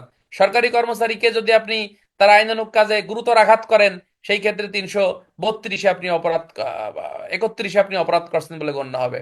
এরপরে সরকারি কর্মচারীকে যদি অপরাধমূলক বল প্রয়োগ বা আক্রমণ করেন, দণ্ডবিধির 353 ধারা মোতাবেক আপনি অপরাধ করছেন বলেই বেসিক্যালি গণ্য হবে। দুটো ধরা মনে আমার ভুল হয়ে গেছে। অর্থাৎ সরকারি কর্মচারীকে সাধারণ আঘাত করলে 332, সরকারি কর্মচারীকে গুরুতর আঘাত করলে 333। সরকারি কর্মচারী মনে করেন আসামি ধরতে গেছে, আপনি তারে মনে করেন থাপ্পড় দিয়ে বা ঘুষি মেরে দাঁত একটা ভেঙে ফেলাইছেন, তার মানে গুরুতর আঘাত করছেন, আপনি 333-এ আপনি অভিযুক্ত এখানে হবেন। তো এখান থেকে প্রশ্ন আসতে পারে যে ক নামক পুলিশের সাব ইন্সপেক্টর আসামি ধরতে গেল, আসামি ধরার ক্ষেত্রে ক নামক সাব ইন্সপেক্টরের আইনানুগ কাজে সে বাধা প্রদান করলো, ঠিক আছে কিনা? আহ, আহ, সেক্ষেত্রে তার অপরাধ কি? তাহলে তার অপরাধ হচ্ছে আইনানুগ কাজে বাধা দেওয়ার কারণে 186। আর আসামি গ্রেপ্তারে যদি বাধা দেয় সেই ক্ষেত্রে আলাদা ধারা আছে একটা, কোন ধারা কোন পারেন এটা আপনারা? সরকারি কর্মচারীকে আইনানুগ কাজে বাধা দিলে দণ্ডবিধির আপনার 225 ধারা মোতাবেক সে অপরাধ, 224 না ভাই, 224টা হচ্ছে সরকারি যে আসামি নিজেই যদি গ্রেপ্তারে বাধা দেয় বা নিজেই আত্মগোপনের চেষ্টা করে, নিজেই পলানোর চেষ্টা করে, নিজেই যদি পালিয়ে যায়, নিজেই যদি পালানোর চেষ্টা করে, সেই ক্ষেত্রে দণ্ডবিধির 224 অপরাধ। বাট নিজে বাধা দেয়নি, দেশে কিডা, দেশে হচ্ছে অন্য কোনো ব্যক্তি, বন্ধু বান্ধব আত্মীয় স্বজন পাড়া প্রতিবেশী বাধা দিয়েছে যে আসামির আমি নিয়ে যেতে দেবো না, ঠিক আছে কিনা, তারা 225 ধারা মোতাবেক সে অপরাধ করছে বলেই গণ্য হবে। তাহলে প্রশ্ন আসতে পারে যে ক নামক ব্যক্তি সরকারি কাজে বাধা বাধা দিছে, তাহলে ক নামক ব্যক্তিকে শাস্তির আওতায় আনতে গেলে কোন কোন বিষয়গুলো আপনাকে প্রমাণ করতে হবে? 1 নম্বরে প্রমাণ করতে হবে আসামি সরকারি কাজে বাধা দিছে। 2 নম্বরে প্রমাণ করতে হবে তিনি ইচ্ছাকৃত বাধা দিছে। 3 নম্বরে প্রমাণ করতে হবে আসামি সরকারি কাজে বাধা দিছে। 4 নম্বরে প্রমাণ করতে হবে সরকারি কর্মচারী সরকারি কর্তব্য সম্পাদনে বাধা দেওয়া হয়েছিল। এবং 5 নম্বরে প্রমাণ করতে হবে উক্ত বাধাটি তিনি স্বেচ্ছাকৃতভাবে করেছিল। এই বিষয়গুলো প্রমাণ সাপেক্ষে দণ্ডবিধির 186 ধারা মোতাবেক আইনগত ব্যবস্থা গ্রহণ করা যাবে। আপনাদের খুব বহুল প্রচলিত একটি ধারা 187, এই ধারাটা কিন্তু অত্যন্ত গুরুত্বপূর্ণ, রিটেনে প্রশ্ন আসতে পারে। 187 ধারায় বলতেছে যে সাহায্য দানের জন্য আইনত বাধ্য হওয়ার ক্ষেত্রে সরকারি কর্মচারীকে সাহায্য না করা, অর্থাৎ আপনি সরকারি কর্মচারীকে সাহায্য করতে বাধ্য, আপনি সাহায্য করলেন না, সেই ক্ষেত্রে 187-তে আপনি অপরাধ। যেমন আপনারা যদি একটু খেয়াল করে দেখেন যে সিআরপিসির 42-এ কিন্তু জনসাধারণের কাছে পুলিশ কিন্তু সাহায্য চায় এবং তারা সাহায্য করতে কিন্তু বাধ্য, যদি সাহায্য না করে দণ্ডবিধির 187 ধারা মোতাবেক সে অপরাধ করছে বলে গণ্য হবে। আবার যদি খেয়াল করে দেখেন যে কার্যবিধির 103 ধারা মোতাবেক তল্লাশির ক্ষেত্রে পুলিশ অফিসার কিন্তু সাক্ষীদেরকে তলব করে এবং সাক্ষীদের কিন্তু সাহায্য চায় যে আমরা তল্লাশি করব, আপনার আমাকে একটু এই তোমরা অনেকে মনে হয় বিরক্ত হচ্ছ তাই না ভাই? এই ধারাগুলো এরকম, এখানে রস দিয়ে বলার কিছু নাই। পদোন্নতির জন্য ধৈর্য সহকারে শুনতে হবে, এটা গুরুত্বপূর্ণ। মোড়ামুড়ি করতেছেন অনেকে, কি সমস্যা? আমি থানায় চাকরি করে এত কষ্ট করে নিজে পড়ি, আপনাদেরকে বলা আমার তো কষ্ট হয় না? হ্যাঁ, ধৈর্য ধরে পড়তে হবে ভাই, ধৈর্যর কোনো বিকল্প নাই। সবাই পড়েন লা হাওলা ওয়ালা কুওয়াতা ইল্লা বিল্লাহিল আলিয়্যিল আযীম, পড়েন লা হাওলা ওয়ালা কুওয়াতা ইল্লা বিল্লাহিল আলিয়্যিল আযীম। আচ্ছা, তাহলে এখানে 187 দ্বারা আপনাকে বলতেছে যে এই যে যে আপনাকে সাহায্য চাওয়া হয়েছে, আপনি সাহায্যটা মনে করেন করলেন না, তাহলে সেই ক্ষেত্রে আপনাকে বলতেছে দণ্ডবিধি আইনের 187 ধারা মোতাবেক আপনি অপরাধ করছেন বলে বেসিক্যালি গণ্য হবে। এখানে এখানে যদি আপনি একটু খেয়াল করে দেখেন যে বলতেছে যে সাহায্য আপনাকে বলা হচ্ছে যে 176 77 ধারার ক্ষেত্রেও, অর্থাৎ ম্যাজিস্ট্রেটকে সহায়তা করলে এক প্রকারের শাস্তি, আর পুলিশকে যদি আপনি সহায়তা না করেন সেই ক্ষেত্রে অন্য আরেক প্রকারের শাস্তির কথা কিন্তু এখানে বলা হয়েছে। আচ্ছা, কার্যবিধির কোন কোন ক্ষেত্রে জনসাধারণ সাহায্য করতে বাধ্য? যেমন কার্যবিধি আইনের 42 ধারায় সাহায্য করতে বাধ্য, 77 ধারায় সাহায্য করতে বাধ্য, 128 ধারায়ও কিন্তু জনসাধারণ সাহায্য করতে বাধ্য। যেমন 42 ধারায় বলতেছে আসামি গ্রেপ্তার বা পলায়ন প্রতিরোধে বা সরকারি সম্পত্তির ক্ষতির প্রচেষ্টা প্রতিরোধে জনসাধারণ সাহায্য করতে বাধ্য। তারপরে 77 ধারায় বলতেছে সিআরপিসির যে জনসাধারণের উপর যখন গ্রেপ্তারি পরোয়ানা ইস্যু হবে বা গ্রেপ্তারি পরোয়ানা মানে মানে তামিলের জন্য বলা হবে, তখন ওই জনসাধারণ কিন্তু গ্রেপ্তারি পরোয়ানা তামিল করে আদালতকে সাহায্য করতে কিন্তু বাধ্য। কথা কি বুঝতে পারতেছেন? এই সাহায্য না করলেও 77 না সরি 78 ধারা, হ্যাঁ 78 ধারা, থ্যাংক ইউ, 78 ধারা সাহায্য করতে বাধ্য।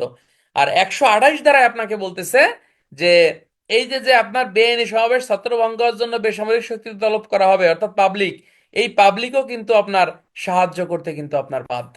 কথা কি বুঝছেন? এই ক্ষেত্রে যদি আপনি সাহায্য না করেন সেই ক্ষেত্রে দণ্ডবিধির এই 187 ধারা মোতাবেক সে ব্যক্তি অপরাধ করছে বলেই গণ্য হবে।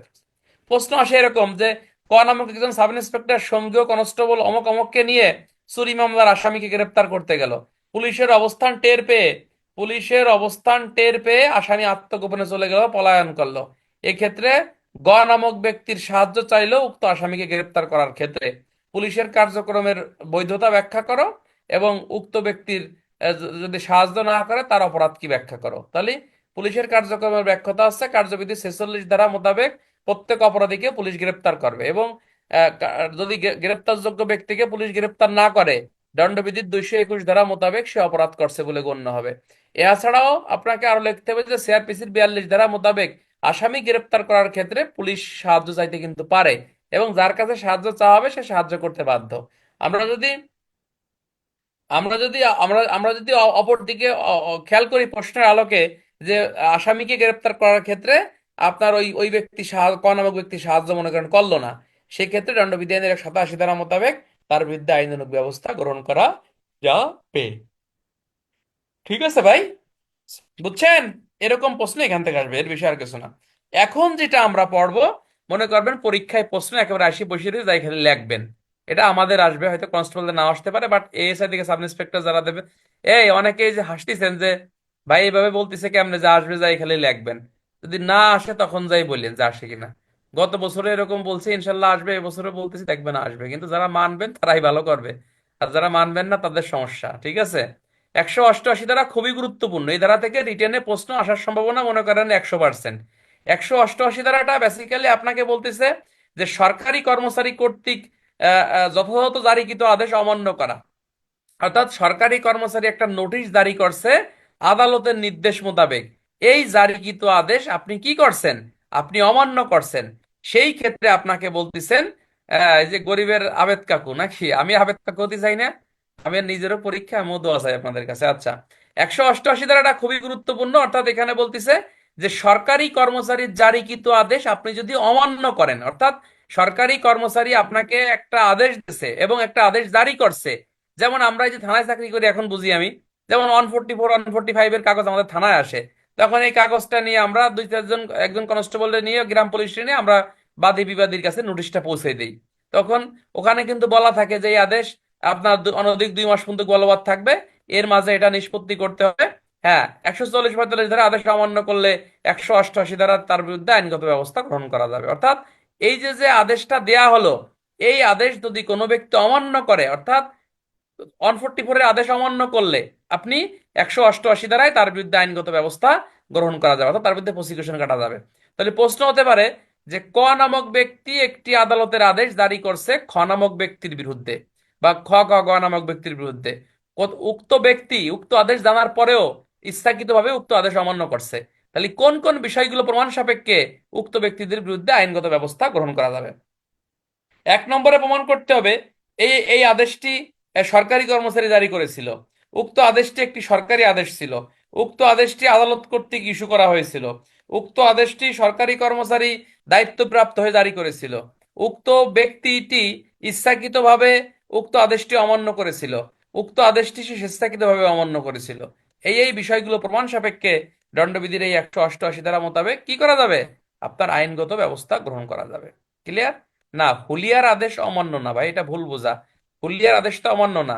হুলিয়ার কপি ছিঁড়ে ফেললে, লটকানো কপি খুলে ফেললে দণ্ডবিধির 173 ধারা মোতাবেক আপনি অপরাধ করছেন বলে গণ্য হবে। জরুরি আদেশ অমান্য করা মিন্স কার্যবিধির 144 45 ধারার আদেশ অমান্য করলে 188 ধারায় ব্যবস্থা। এখানে প্রশ্ন একটাই, যে কোন কোন বিষয়গুলো, ভালো করে বোঝেন এই কথা কেন না, কোন কোন বিষয়গুলো প্রমাণ সাপেক্ষে দণ্ডবিধির 188 ধারা মোতাবেক ওই ব্যক্তির বিরুদ্ধে ব্যবস্থা গ্রহণ করা যাবে। তাহলে এই প্রমাণের বিষয়গুলো কিন্তু আমাদের পদোন্নতি পরীক্ষায় আসবে। লা হাওলা ওয়ালা কুওয়াতা ইল্লা বিল্লাহ। আচ্ছা, এখানে আমাদের একটা জিনিস খুবই জানা দরকার, যে ভাড়াটিয়াকে উচ্ছেদের জন্য যে আদেশ দেওয়া হয় তাহা অমান্য করা হলে ভাড়াটিয়ার বিরুদ্ধে কিন্তু এই এই ব্যবস্থা আপনার গ্রহণ করা যায় না। ঠিক আছে কিনা, এটা মনে রাখবেন। ভাড়াটিয়াকে উচ্ছেদের জন্য যে আদেশ দেওয়া হয়, ভাড়াটিয়া যদি এই আদেশ অমান্য করে তার বিরুদ্ধে কিন্তু 188 ধারায় ব্যবস্থা নেওয়া যায় নয় কারে না। কোথায় লেখা আছে? ভাষ্যতে লেখা আছে সরকারি কর্মচারীকে ক্ষতি সাধনের হুমকি। হ্যাঁ, অনেক সময় ভয় দেখায় না, যে তোকে দেখে নেবো, তুই চাকরি করিস না, তোরে দেখে নিবানি আমি। এই সরকারি কর্মচারীকে যদি কেউ ভয় দেখায়, হ্যাঁ, 189 ধারা মোতাবেক তার বিরুদ্ধে আইনানুগ ব্যবস্থা গ্রহণ করা যাবে। ঠিক আছে, আজকে একটা ধারা আপনি তো শিখে ফেললেন কিন্তু। ঠিক আছে, আপনি যদি আমরা চাকরি করি না, আমাদের যদি কেউ টেলিফোনে ভয় দেখায় বা অন্য কোনো কারণে ভয় দেখায় যে তোকে দেখে নেবো, এটা করবো সেটা করবো, হ্যাঁ, কোনো ব্যক্তির আমাকে যদি কোনো ক্ষতির হুমকি দেখায়, তার বিরুদ্ধে দণ্ডবিধির 189 ধারা মোতাবেক কিন্তু ব্যবস্থা নেওয়া যাবে। অর্থাৎ তার বিরুদ্ধে নর্মালি এটা জিডি করতে হবে, জিডি করার পরে বা ওটা অভিযোগ দিতে হবে, এই ধারা মোতাবেক তার বিরুদ্ধে কিন্তু প্রসিকিউশন দেওয়া যাবে, যদি প্রমাণিত হয় যে আসলে আমাকে আপনাকে সে ভয় দেখাইছে। এটা সুন্দর ধারা না? এটা খুবই ধারা কিন্তু। এখন চাকরিটা তো খুব ভয়ের চাকরি হয়ে গেছে। তাহলে আমরা একটা আইন কিন্তু শিখে ফেললাম যে আমাদের কেউ যদি ভয় দেখায়, তাহলে আমরা কিন্তু তার বিরুদ্ধে এই ধারা মোতাবেক ব্যবস্থা নিতে পারবো। কথা কি বুঝছেন? এই যে বলছে দেখেন, যে ব্যক্তি কোনো সরকারি কর্মচারী বা যে ব্যক্তিতে উক্ত সরকারি কর্মচারী স্বার্থ নিহিত রয়েছে বলিয়া সে বিশ্বাস করে, সেই ব্যক্তিকে ক্ষতি সাধন হুমকি দেয় যে উক্ত সরকারি কর্মচারী হিসেবে তার কার্যাবলী সম্পাদনের সহিত কোনো কার্য করিবার অথবা তাকে বিশ্লেষণ করা বিলম্ব করে পরিচিত করে।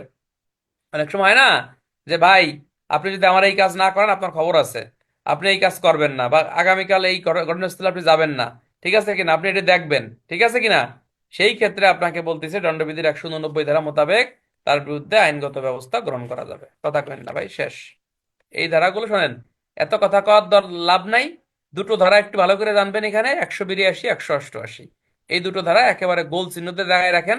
রিটেনে পরীক্ষায় আসলে এখান থেকে প্রশ্ন আসবে। ঠিক আছে? লা হাওলা ওয়ালা কুওয়াতা ইল্লা বিল্লাহিল আলিয়্যিল আযীম। হাসবুনাল্লাহু ওয়া নি'মাল ওয়াকিল।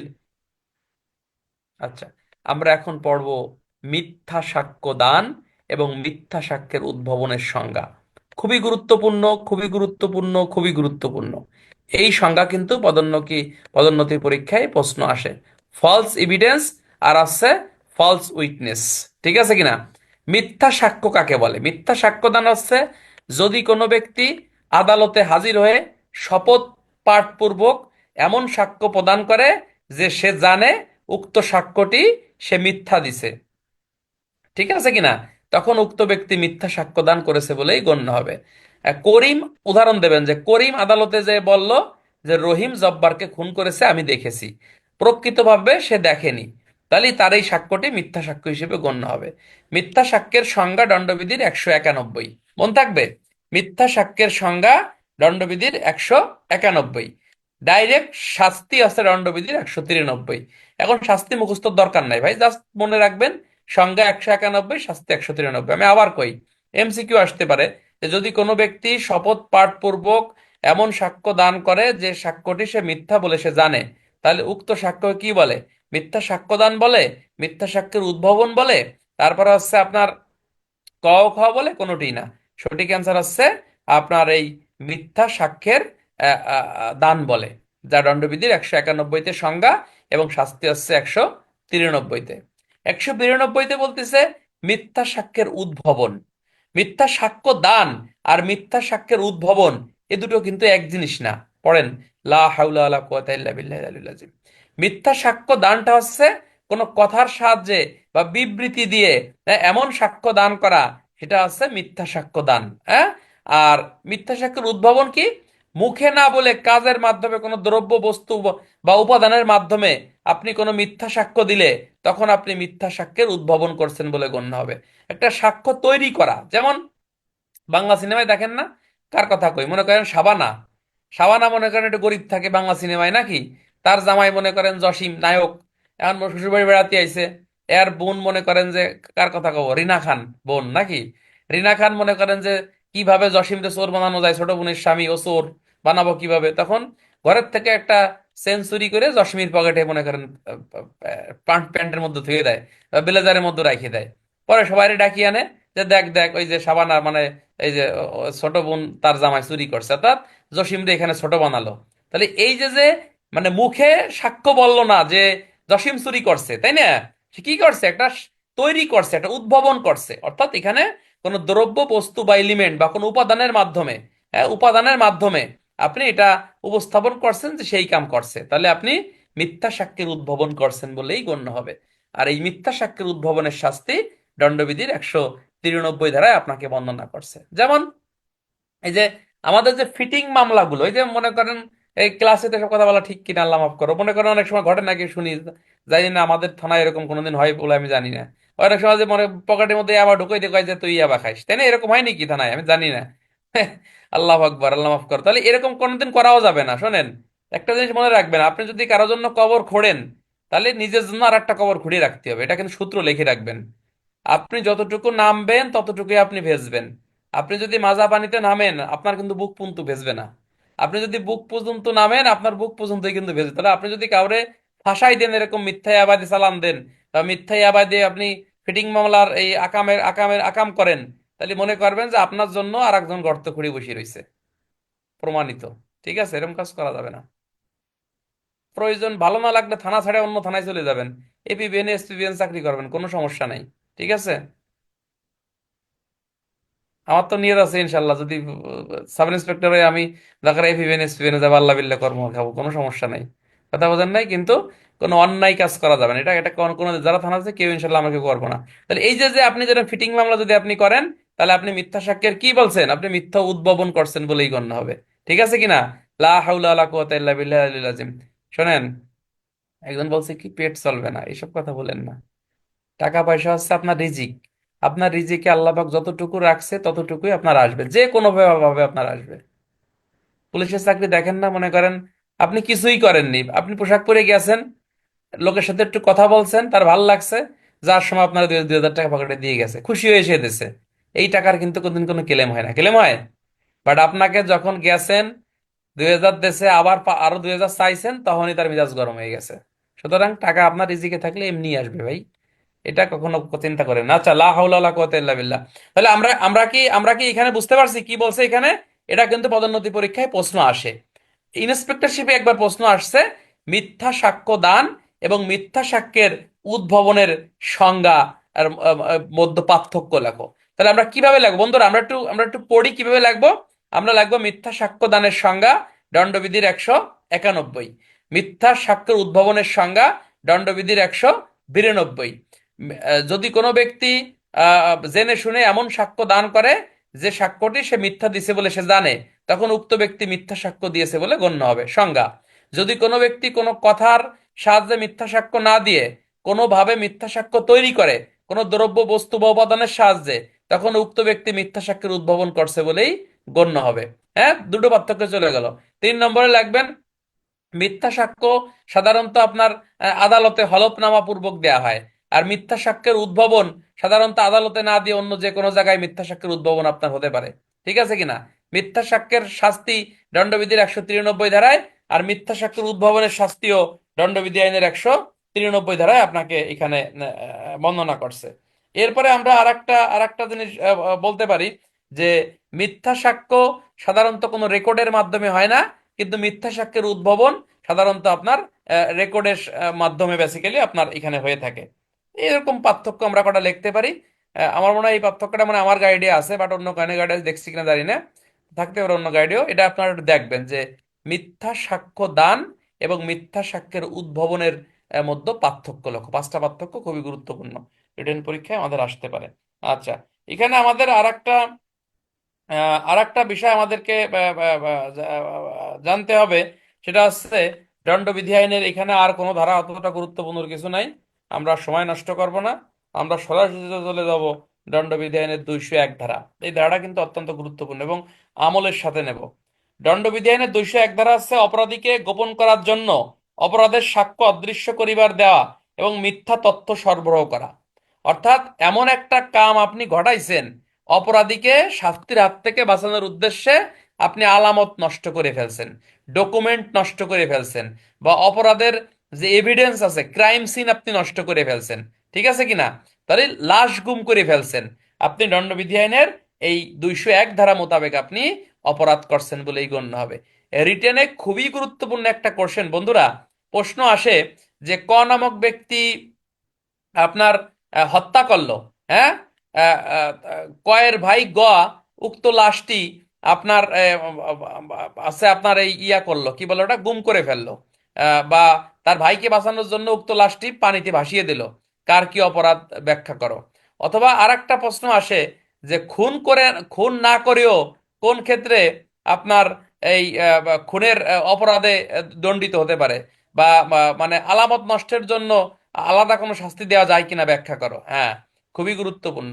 একজন ব্যক্তি খুন করলে তার শাস্তি দণ্ডবিধি আইনের 302 ধারায়, ঠিক আছে কিনা?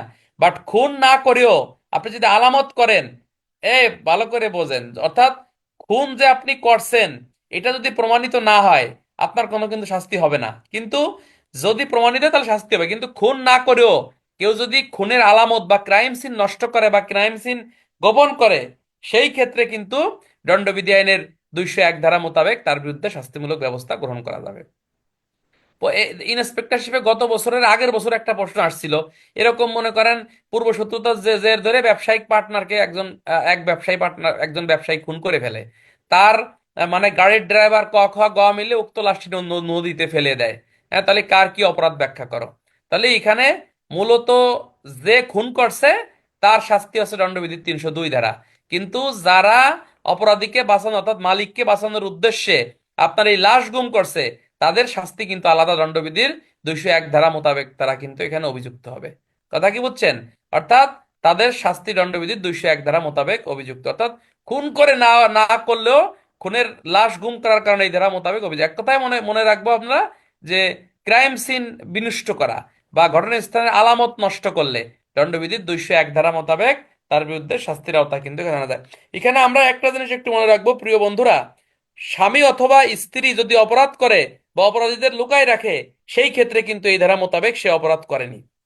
অর্থাৎ স্বামী স্ত্রী যদি এরকম করে সেই ক্ষেত্রে 201 ধারা মোতাবেক এটা কিন্তু অপরাধ। অর্থাৎ স্ত্রী লাশ গুম করলে, স্বামী লাশ গুম করলে স্ত্রীর অপরাধে সেই ক্ষেত্রে 201 ধারা মোতাবেক তাদের বিরুদ্ধে কিন্তু অভিযুক্ত আনা যাবে না বা অভিযোগ এখানে করা যাবে না। এখানে একটা জিনিস আমাদেরকে মনে রাখতে হবে যে দণ্ডবিধির 302 এবং 201 ধারার একই সঙ্গে আসামিকে সার্চ করা যায়, তবে 201 302 অথবা 201 ধারার বিকল্প সার্চ করা অধিকতর সঙ্গত। 302 ধারার সার্চ ব্যর্থ হলে 201 ধারার সার্চ অবৈধ নয়।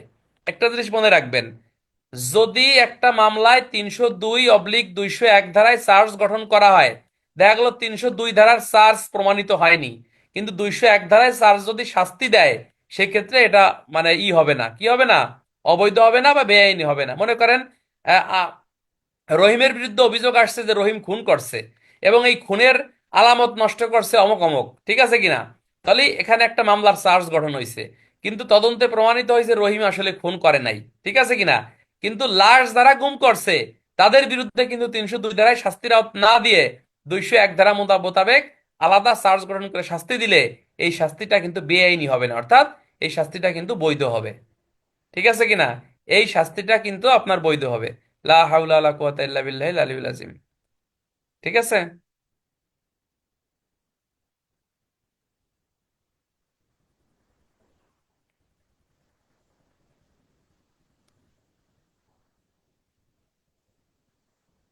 আমার গাইড নাই গাইড শেষ। কথা কেন না? তাহলে 201 ধারাকে আমরা বুঝতে পারছি বন্ধুরা? 201 ধারাকে আমরা ক্লিয়ার বুঝতে পারছি? হ্যাঁ, ধন্যবাদ। আজকের পড়া থেকে মাত্র 182, 188, 201 এই এবং 191, 192, 193 এই কটা ধারা একটু গুরুত্বপূর্ণ। আগামীকাল আমরা 260 থেকে সামনের দিকে পড়বো ইনশাল্লাহ। আর এখন আমরা পুলিশ আইনের দিকে যাব। পুলিশ আইনের সূচি আমি দিয়ে দিচ্ছি, সমস্যা নেই।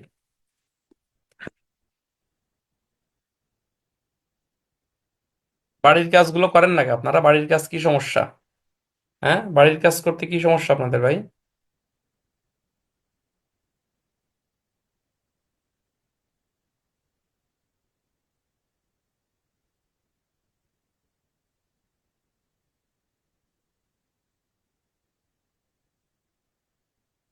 যারা মোবাইলের লিংকে ক্লাস করতেছেন, মোবাইলের লিংক একটু পরে কেটে যাবে। আপনাদের আর একটা লিংক দিছি, ওই লিংকে সবাই ঢুকবেন, ঠিক আছে? ওই লিংকে সবাই ঢুকবেন। মোবাইলের লিংক একটু পরে কেটে যাবে আর কি। এই ক্লাস কি ইনশাল্লাহ একটু ভালো লাগতেছে আপনাদের ভাই? হ্যাঁ,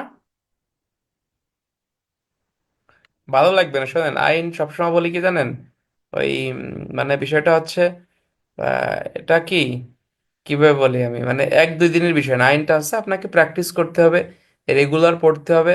আর ভাগ্যের উপর দোষ দেওয়া যাবে না যে আমার ভাগ্যে নাই, হচ্ছে না। যারা একটু কষ্ট করেন বা সময় পান না তারা একটু ভোরবেলা উঠে লেখাপড়া করেন, ঠিক আছে? মনে করেন ভোর 4টে থেকে আপনি যদি 6টা পর্যন্ত পড়েন বা 7টা 8টা পর্যন্ত পড়েন, এনাফ। যারা একটু অফিসে আছেন বা রিজার্ভে চাকরি করেন, রিজার্ভের লোক তো আসলে অনেক সময় পায় না, খুব মানে পরিশ্রম করা লাগে। সকাল বিকাল 2 বেলা অফিস থাকে, বা বড় কারো কোনো স্যারের সাথে যদি চাকরি করেন, তারা একটু ভোরে উঠে লেখাপড়া করেন। একটা জিনিস সবসময় একটু মনে রাখবেন যে আপনি যত বড়, আমার কথা কি কষ্ট পাবেন না ভাই, আমি অনেক ফ্রি মাইন্ডের লোক, ফ্রি বলি। আপনি যত বড় অফিসে চাকরি করেন না কেন, যত স্যারের কাছেই বড় স্যারের কাছে থাকেন না কেন, র্যাঙ্ক ছাড়া কিন্তু কোথাও কোনো দাম নাই। আপনি যদি কনস্টেবল থাকেন, আপনার ব্যাটসম্যান যদি সাব ইন্সপেক্টর হয়ে যায়, সে যদি এসপিবিএনও পোস্টিং হয় আপনার ব্যাটসম্যানের সাব ইন্সপেক্টর, সে কিন্তু সাব ইন্সপেক্টর। সুতরাং র্যাঙ্কটা দরকার। জীবনের একটা সময় আসবে যে আপনি বড় অফিসে ছিলেন, বড় স্যারদের সাথে ছিলেন, এটা কোনো কাজেই জীবনে আসবে না। সুতরাং র্যাঙ্কটা দরকার। আমার কথায় কেউ কষ্ট পাইছেন? আমি কাউকে ছোট করে বলিনি বা কারো উদ্দেশ্য, কাউকে উদ্দেশ্য করে বলিনি। র্যাঙ্কটা আসলেই খুব দরকার। আপনি যেখানেই থাকেন, যদি আল্লাহ পাক একটা র্যাঙ্ক দেয়, দেখবেন যে ইনশাল্লাহ আপনার জীবনটাই চেঞ্জ হয়ে গেছে, ঠিক না? এই থানায় চাকরি করেন, মনে করেন একজন নেতা আসলে বা কেউ আসলে সাব ইন্সপেক্টরে খোঁজে, বা পার্টি ইনচার্জে এসআই থাকলে এসআই রে এসে খোঁজে, ঠিক না? কনস্টেবলের সাথে কিন্তু ওরকম সখ্যতা কমই থাকে। সুতরাং র্যাঙ্কটা কিন্তু দরকার, এবং চেষ্টা করলে র্যাঙ্ক হবেই। এটা পৃথিবীর আহামরি মানে কোনো যুদ্ধক্ষেত্র না যে পারবেন না, আপনি পারতেই হবে। আমি একটা জিনিস বলি, যে র্যাঙ্ক না লাগাতে পারলে আমার চাকরি থাকবে না। কি বলছি? র্যাঙ্ক না লাগাতে পারলে আমার চাকরি থাকবে না, এইভাবে পড়তে হবে ইনশাল্লাহ। দেখবেন আল্লাহ পাক মিলেই দেবে। ঠিক আছে ইনশাল্লাহ। আচ্ছা বন্ধুরা, আমরা এখন শুরু করব পুলিশ আইন। পুলিশ আইনটা কিন্তু অত্যন্ত গুরুত্বপূর্ণ, এবং পুলিশ আইন থেকে প্রতি বছর কিন্তু আমাদের পরীক্ষায় প্রশ্ন আসে, এটা আপনারা জানেন। এবং এই বছর পরীক্ষায় পুলিশ আইন থেকে প্রশ্ন আসেনি। তাই পুলিশ আইনের এ বছরটাকে আমি একেবারে মানে 100% ইম্পর্টেন্ট দিছি, এবং একটা প্রশ্ন 100% পুলিশ আইন থেকে আপনি এবছর পাবেন। গত ক্লাসে আসছে আমরা পুলিশ আইনের 1 থেকে 5 ধারা পর্যন্ত পড়াইছি, অর্থাৎ এক ধারায় পুলিশ আইনের সংজ্ঞা বলছে, এবং 5 ধারায় আইজিপি মহোদয়ের ক্ষমতার কথা বলছে। পাশাপাশি আমরা কিছু এমসিকিউ পড়ছিলাম। 7 ধারাটা পুলিশ আইনের আমরা একটু ভালো করে জানার চেষ্টা করব, এবং এই 7 ধারা থেকে আপনার কমসে কম 20টা এমসিকিউ আছে, এবং রিটেনের জন্য এই প্রশ্নটা অনেক গুরুত্বপূর্ণ। যাদের কাছে হ্যান্ডবুক আছে, হ্যান্ডবুকটা বাইর করেন। অধস্তন কর্মচারীগণের বরখাস্ত, শাস্তি ইত্যাদি সংশ্লিষ্ট বিধিবিধান। এর সাথে আমরা একটু বইতে লিখে রাখি, পেআরবি 857, 880 এবং পেআরবি 874, এই বিধানটাই পুলিশ আইনের 7 ধারার সাথে যায়। ঠিক আছে কিনা? পেআরবি 857, 880-তে এই যে যে শাস্তি, এবং এই যে আপনার প্রসিডিং এর যে বিধান, এবং 874 মূলত ব্ল্যাক মার্ক। ব্ল্যাক মার্ক এক প্রকারের এমসিকিউ, কি গুরুদণ্ড কাদেরকে দেওয়া হয়? আপনার এই কনস্টেবলের উপরের পদে যারা আছে তাদেরকে ব্ল্যাক মার্ক দেওয়া হয়, কিন্তু কনস্টেবলদের কিন্তু ব্ল্যাক মার্ক দেওয়া হয় না।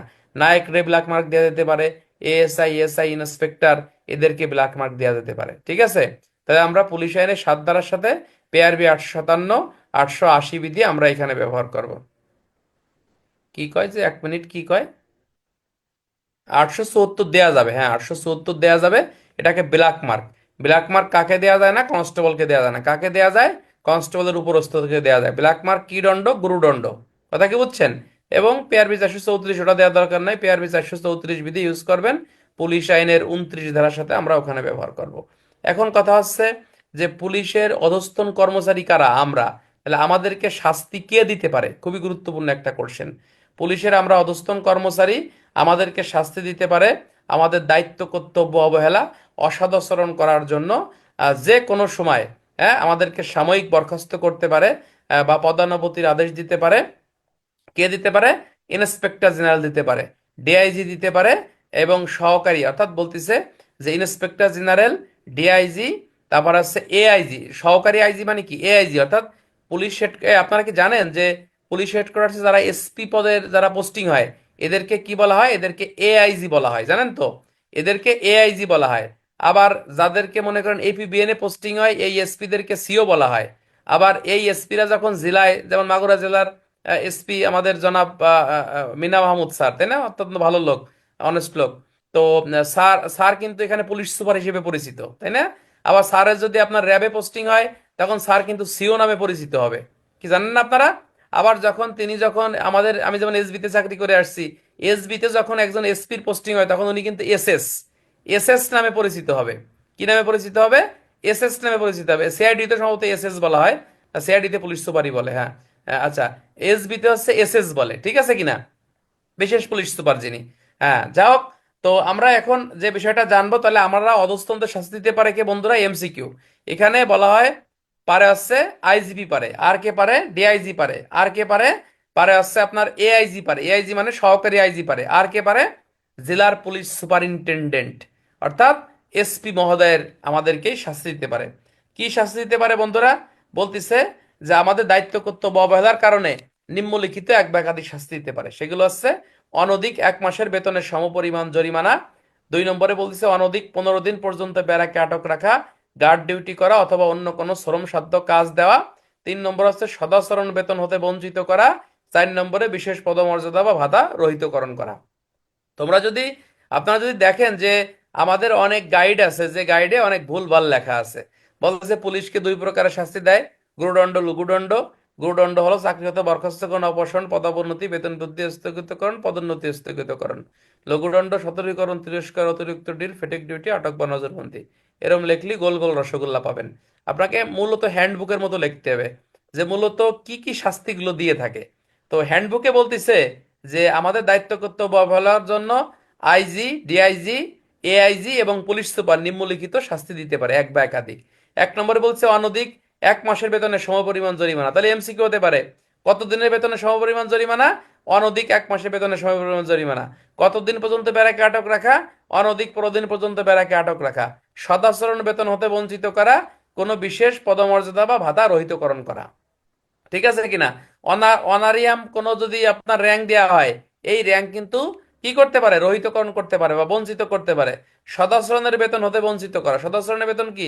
আপনি ভালো কাজ করছেন, শিক্ষিত স্বরূপ সরকার আপনাকে একটা ভাতা দেয়, ঠিক আছে কিনা, এই ভাতা থেকে কিন্তু আপনাকে বঞ্চিতকরণ করতে পারে। কে কে পারে? ওই উপরোক্ত 4 জন ব্যক্তি পারে। এবং এই যে যে শাস্তিগুলোর কথা বলতিছে, এই শাস্তিগুলো মনে রাখতে হবে যে চাকরি হতে বরখাস্ত বা অপসারণের আদেশ দিতে হলে, পদানুমোদন আদেশ দিতে হলে কেবলমাত্র সংশ্লিষ্ট নিয়োগকারী কর্তৃপক্ষই দেবে, অন্য কোনো কর্তৃপক্ষ কিন্তু আপনাকে দিবে। অর্থাৎ চাকরি থেকে বরখাস্ত যদি করতে হয়, তাহলে কেবলমাত্র নিয়োগকারী কর্তৃপক্ষ দেবে। এমসিকিউ কে দেবে? নিয়োগকারী কর্তৃপক্ষ কি করবে? চাকরি থেকে বরখাস্তের আদেশ আপনাকে দিতে পারে। এবং এখানে খুবই গুরুত্বপূর্ণ একটি কথা বলতেছে প্রিয় বন্ধুরা, বলতেছে যে এই যে যে নিয়োগকারী কর্তৃপক্ষ বলতে কাকে বোঝাচ্ছে? অর্থাৎ আপনি যার মাধ্যমে নিয়োগ, যেমন আমাদের কনস্টেবল, এএসআই, এদের নিয়োগকারী কর্তৃপক্ষ কিডা? পুলিশ সুপার, এসপি মহোদয় নিয়োগকারী কর্তৃপক্ষ। অর্থাৎ কেবলমাত্র এসপি আমাদেরকে চাকরি খাতে পারে, এছাড়া অন্য কেউ কিন্তু পারে না, ঠিক আছে কিনা? আপনার এডিশনাল এসপি চাকরি খাইতে পারবে না, এএসপি চাকরি খাইতে পারবে না, ওসি চাকরি খাইতে পারবে না, পারবে? অর্থাৎ নিয়োগকারী কর্তৃপক্ষই আমাদেরকে সাসপেনশন করতে পারবে, হ্যাঁ। সাসপেনশন অর্থাৎ চাকরি থেকে বরখাস্ত বা অপসারণের আদেশ একমাত্র একমাত্র পুলিশ সুপার মহোদয় আপনার করতে পারবে। আচ্ছা, এখন আমাদেরকে যেটা জিনিস মনে রাখতে হবে যে এই যে যে শাস্তিগুলো, এই শাস্তিগুলোর মধ্যে কিছু আছে গুরুদণ্ড, কিছু আছে, হ্যাঁ বলো।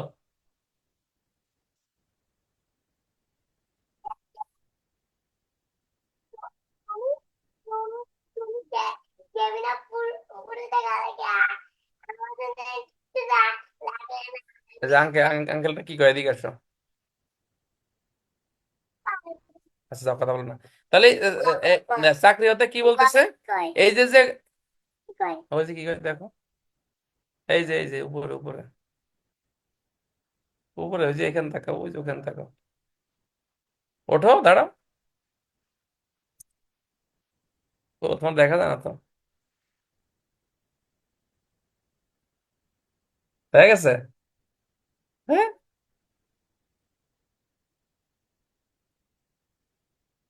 যাও যাও, হয়েছে, যাও, সুন্দর হয়েছে। সবাই আঙ্কেল সালাম দাও একটা, জোরে সালাম দাও, আসসালামু আলাইকুম বলো। ওয়ালাইকুম আসসালাম বলছে, যাও তুমি যাও, এবার যাও। আচ্ছা, তাহলে এখানে আমাদের কিন্তু এগুলো মনে রাখতে হবে বন্ধুরা। এখানে এখানে আমাদেরকে মনে রাখতে হবে যে গুরুদণ্ড কোনগুলো। আচ্ছা, গুরুদণ্ড কোনগুলো বন্ধুরা? এগুলো কিন্তু পরীক্ষা আসবে। যে গুরুদণ্ড হলো চাকরি থেকে বরখাস্তকরণ, অপসারণ, পদোন্নতি, বেতন বৃদ্ধি স্থগিতকরণ, পদোন্নতি স্থগিতকরণ। এগুলো মুখস্থ করা ছাড়া অন্য কোনো উপায় নাই। প্রশ্ন আসবে যে পুলিশের গুরুদণ্ড কোনগুলো, ঠিক আছে কিনা? প্রশ্নে এমসিকিউ আসবে গুরুদণ্ড 9 নিচের কোনটি, অথবা নিচের কোনটি গুরুদণ্ড, ঠিক আছে কিনা, এরকম এমসিকিউ আসবে। সুতরাং এগুলো যদি মুখস্থ না থাকে তাহলে আপনি কিন্তু পারবেন না। হ্যাঁ, ডিআইজি পারবে, ডিআইজি তো পারবেই। আচ্ছা, এরপরে লঘুদণ্ড কোনগুলো বন্ধুরা? শোনেন, গুরুদণ্ড লেখার ক্ষেত্রে আমরা একটা নিচে একটা নোট দিতে পারবো, সেখানে আমরা লিখবো যে ব্ল্যাক মার্ক, পেয়ারবি 874 বিধি মোতাবেক ব্ল্যাক মার্কও কিন্তু এক প্রকারের গুরুদণ্ড হিসেবে বিবেচিত, এবং যাকে ব্ল্যাক মার্ক দেওয়া হবে পরবর্তী 3 বছর সে পদোন্নতি পরীক্ষায় কিন্তু সে অংশগ্রহণ করতে পারবে না, অথবা তার এটা স্থায়ী গুরুদণ্ড হিসেবে আপনার সাব্যস্ত হবে। আচ্ছা, লঘুদণ্ড কোনগুলো বন্ধুরা? লঘুদণ্ড: সতর্কীকরণ, তিরস্কার, অতিরিক্ত ডিল, ফেটিক ডিউটি, আটক বা নজরবন্দি। এই যে যে 4 প্রকারের কথা এখানে বলছে, ঠিক আছে কিনা, এগুলো আমাদেরকে মুখস্থ করতে হবে। কি কি? সতর্কীকরণ, তিরস্কার, ফেটিক ডিউটি, আটক বা নজরবন্দি, এগুলো হচ্ছে লঘুদণ্ড। আচ্ছা, গুরুদণ্ড এবং লঘুদণ্ডের মধ্যে পার্থক্য কি? রিটেনে কিন্তু এরকম প্রশ্ন আসে। গুরুদণ্ড হচ্ছে আপনার মানে হচ্ছে বড় শাস্তি, লঘুদণ্ড হচ্ছে আপনার ছোট শাস্তি। গুরুদণ্ড দিতে গেলে সাসপেনশন করতে হয়, লঘুদণ্ড দিতে গেলে সাসপেনশন করার কোনো দরকার হয় না। গুরুদণ্ডের বিরুদ্ধে আপিল চলে, লঘুদণ্ডের বিরুদ্ধে কোনো আপিলের প্রয়োজন হয় না। গুরুদণ্ডের দিতে গেলে প্রসিডিং বা বিভাগীয় মামলা রুজু করতে হয়, লঘুদণ্ড করতে গেলে আছে প্রসিডিং বা বিভাগীয় মামলা রুজু করার প্রয়োজনীয়তা নেই। একটা জিনিস খেয়াল করবেন, আপনারা জানেন কিনা, যারা রিজার্ভ আছে তারা ভালো জানে, যখনই কারো বিরুদ্ধে কোনো প্রসিডিং করা হয় নর্মালি তাকে একটা গুরুদণ্ড দিয়েই ছাড়া হয়, তার আগে কিন্তু তারা ছাড়ে না, জানেন তো এটা? এই জন্য কর্তৃপক্ষের যখন ইন্টেনশন থাকে যে আপনার একটা গুরুদণ্ড দেবে, আর অবশ্যই আপনাকে প্রসিডিং করে, অর্থাৎ বিভাগীয় মামলা রুজু হয়। আর বিভাগীয় মামলা রুজু না হলে এমনি কৈফিয়ত তলব করে, তারপরে আপনার একটা পিডি মিডি দিয়ে মাফ করে দেয়, কি জানেন না ভাই? এই জন্য বলতিছে যখনই গুরুদণ্ড দেওয়া হয় তখনই কি বলতিছে, সাসপেনশন ছাড়া কি গুরুদণ্ড দেয়া না, সাসপেনশন ছাড়া গুরুদণ্ড দিলে সেটা অবৈধ হবে। হ্যাঁ, এখানে আপনাকে বলতেছে না, সাসপেনশন ছাড়া দিতে পারে, বা বিভাগীয় প্রসিডিং, প্রসিডিং শব্দের অর্থ হচ্ছে বিভাগীয় মামলা যেটা, হ্যাঁ। সাসপেনশন তো সাময়িক কর্তব্য সত্যি, সেটা হিসাব আলাদা, কিন্তু প্রসিডিং ছাড়া আপনার বিভাগীয় মামলা আপনার মানে গুরুদণ্ড দেয়া যাবে না। এটা কি কয় যে কত দেখলাম মানে, কোন জায়গা দেশে? আমি আবার কই, বিভাগীয় মামলা ছাড়া গুরুদণ্ড দেওয়া যাবে নয়াকারে না, ঠিক আছে কিনা? বাট আপনাকে সাসপেনশন না করেও কর্তৃপক্ষ বিভাগীয় মামলা আপনার বিরুদ্ধে দিতে পারে। কেন দেয় দেখেন, মনে করেন একজন আপনি একজনের সাথে মারামারি করছেন, কর্তৃপক্ষ সাময়িক উত্তেজিত হয়ে আপনার সাসপেনশন করছে, পরবর্তীতে 1 মাস 2 মাস পরে আপনার সাসপেনশন উড্ড করে ফেলায়, করে না? করে কিনা? করে আপনার ডিউটি লাগাই দিয়েছে, কিন্তু আপনার কি মাপ পাইছেন? আপনি মাপ পান নাই, আপনার বিরুদ্ধে কিন্তু বিভাগীয় মামলা চলমান আছে। আপনি যদি হইতে পোস্টিং এ অন্য ইউনিটেও যান, আপনার বিভাগীয় মামলা চলমান থাকে, ওই ইউনিটে যায় আপনার শাস্তি হয়। অথবা আপনাকে এই কি বলে ওটা, এই আরে এই প্রসিডিং যখন দেবে তখন আপনাকে কিন্তু একটা গুরুদণ্ডই আপনাকে দেওয়া হয়ে থাকে। এই জন্য বলা হচ্ছে যে সাসপেনশন না করেও কিন্তু বিভাগীয় মামলা রুজু হতে পারে, এটা কর্তৃপক্ষের ইচ্ছা। তবে নর্মালি সাসপেনশন করেই বিভাগীয় মামলা রুজু হয়। হ্যাঁ, আরেকটা জিনিস মনে রাখবো, বিভাগীয় মামলা যখন হবে তখন মোটামুটি ধরেই নিতে হবে আপনার জন্য একটা গুরুদণ্ড অপেক্ষা করতেছে, ঠিক আছে? এটা হচ্ছে আইনের বিধান। এখন আইন তো কর্তৃপক্ষ যেভাবে মনে করে সেভাবেই চলবে নাকি? গরুদণ্ডে 2 মার্ক কাটা, লঘুদণ্ডে হচ্ছে 0.25 কাটা, 0.25। আচ্ছা, এগুলো দরকার নাই, শোনেন। এখন কথা হচ্ছে ডিসমিসাল এবং ডিসচার্জের। আচ্ছা, সাসপেনশন কি? কিছুদিনের জন্য কর্মচ্যুতিকে বিশেষ দণ্ড বা সাসপেনশন বলা হয়। কি বলতিছে? বলতিছে কিছুদিনের জন্য কর্মচ্যুতিকে বিশেষ দণ্ড বলা হয়। এমসিকিউ: কিছুদিনের জন্য কর্মচ্যুতি কি বলে? বিশেষ দণ্ড বলা হয়। ইহা কখন বৈধ বা আইনসঙ্গত? বলতিছে কোন কর্মচারীর আচরণ সম্পর্কে তদন্তকালে তার চাকরিতে থাকা জন্য জনসাধারণের স্বার্থবিরোধী মনে হয় তখন সাসপেনশন বৈধ, ঠিক আছে কিনা? মনে করেন আপনি শ্রীপুর বাজারে একজনকে ধরে মারছেন, আপনি পুলিশের এসআই, মারি মনে হয় নাক মুখ ফাটাই দিয়েছেন, এই সংবাদ এসপি, মনে করেন মাগুরা জেলার এসপি শুনছে, তা আপনারা কি সহায় রাখবে? আপনারা সাসপেনশন করবে, তাই না? তো এখন তখন সাসপেনশনটা হচ্ছে বৈধ। তো কথা কথা কি বুঝছেন? দেখা গেল যে আপনি একজনের মারি, সিএনজি মারি ফাটাই নাক মুখ ফাটাই ফেলাইছেন, হ্যাঁ, আর পরের দিন আপনার বিরুদ্ধে কোনো আইনগত ব্যবস্থা মাগুরা জেলার এসপি স্যার নেয়নি, আপনি পরের দিন আবার ওই শ্রীপুর থানার সামনে বাজারে আবার ডিউটি গেছেন। তার মানে কি? আপনার এই আপনি জনস্বার্থ বিরোধী কাজ করছেন, অর্থাৎ আপনার বিরুদ্ধে কোনো আইনগত ব্যবস্থা কর্তৃপক্ষ নেয়নি, পাবলিক দেখে আরো খেপে গেছে যে শালা আমাকে মারছে, আবার কি আবার হচ্ছে, আবার সে ডিউটিও আইস, তার বিরুদ্ধে কোনো ব্যবস্থা নেয়নি।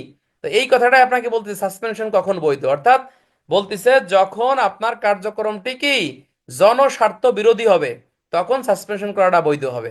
তো সাসপেনশন না করেও কিন্তু বিভাগীয় মামলা রুজু করা যায়, সব সময় বৈধ, তাই না? আচ্ছা, যাও। আচ্ছা, ডিসমিসাল এবং ডিসচার্জের পার্থক্য কি বন্ধুরা?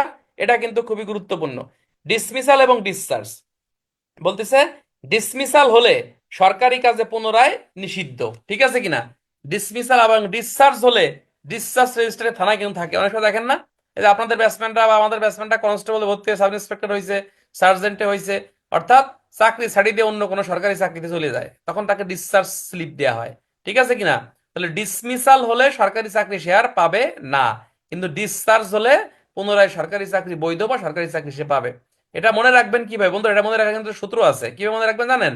মনে রাখবেন আছে এভাবে, যে ডিসমিসাল, এখানে 5টা অক্ষর আছে, অর্থাৎ বড়, অর্থাৎ আপনি পাপটা বড় করে ফেলছেন, এই জন্যই আপনার চাকরি আর হবে না।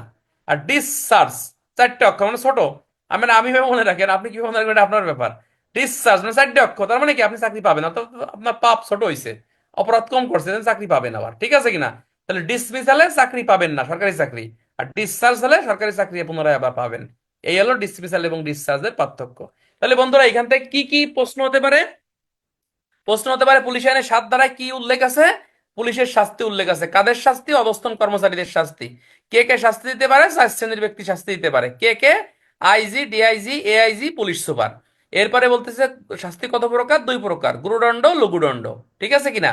আর গুরুদণ্ড কোনগুলো, লঘুদণ্ড কোনগুলো, এর এমসিকিউ আসবে। আর গুরুদণ্ড, গুরুদণ্ড চাকরি থেকে বরখাস্ত বা অপসারণের আদেশ কে দিতে পারে? কেবলমাত্র নিয়োগকারী কর্তৃপক্ষ দিতে পারে। ডিসমিসালের ক্ষেত্রে কোন বাক্যটি সঠিক? পুনরায় সরকারি চাকরি পাবে না। ডিসচার্জের ক্ষেত্রে পুনরায় সে পাবে। আচ্ছা, আপনার কার্যক্রম যখন জনস্বার্থ বিরোধী তখন সাসপেনশন কি? বৈধ হিসেবে গণ্য হবে। আর রিটেনে আর একটা প্রশ্ন আসে যে অধস্তন কর্মচারীদের পুলিশ আইন অনুযায়ী কি কি শাস্তি দেওয়া হয়, অথবা তেতুলিয়া থানায় কর্মরত কনস্টেবল জব্বারকে দায়িত্ব কর্তব্য অবহেলায় পুলিশ আইন অনুযায়ী কি কি শাস্তি দেওয়া হয় লেখো। তখন পুলিশ আইনের 7 ধারা অনুযায়ী এই কথাগুলো আপনাকে লিখতে হবে। গুরুদণ্ড কত প্রকার স্যার? গুরুদণ্ড 5 প্রকার। হ্যাঁ, কি কি? চাকরি হতে বরখাস্তকরণ, অপসারণ, পদাবনতি, বেতন বৃদ্ধি স্থগিতকরণ, পদোন্নতি স্থগিতকরণ, এই।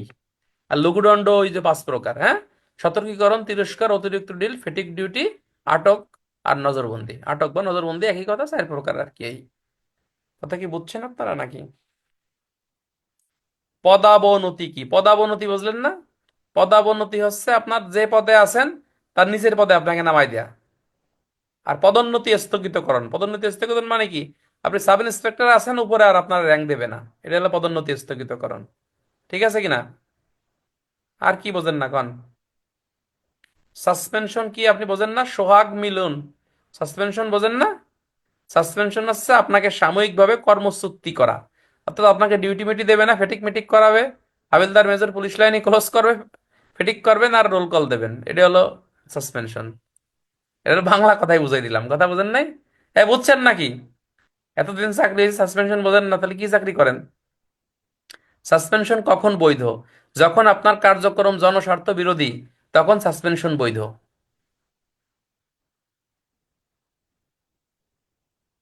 আচ্ছা বন্ধুরা, তাহলে আমরা এখন সরাসরি চলে যাব পুলিশ আইনের 8 ধারায় চলে যাব। এই ধারাটা কিন্তু অত্যন্ত গুরুত্বপূর্ণ।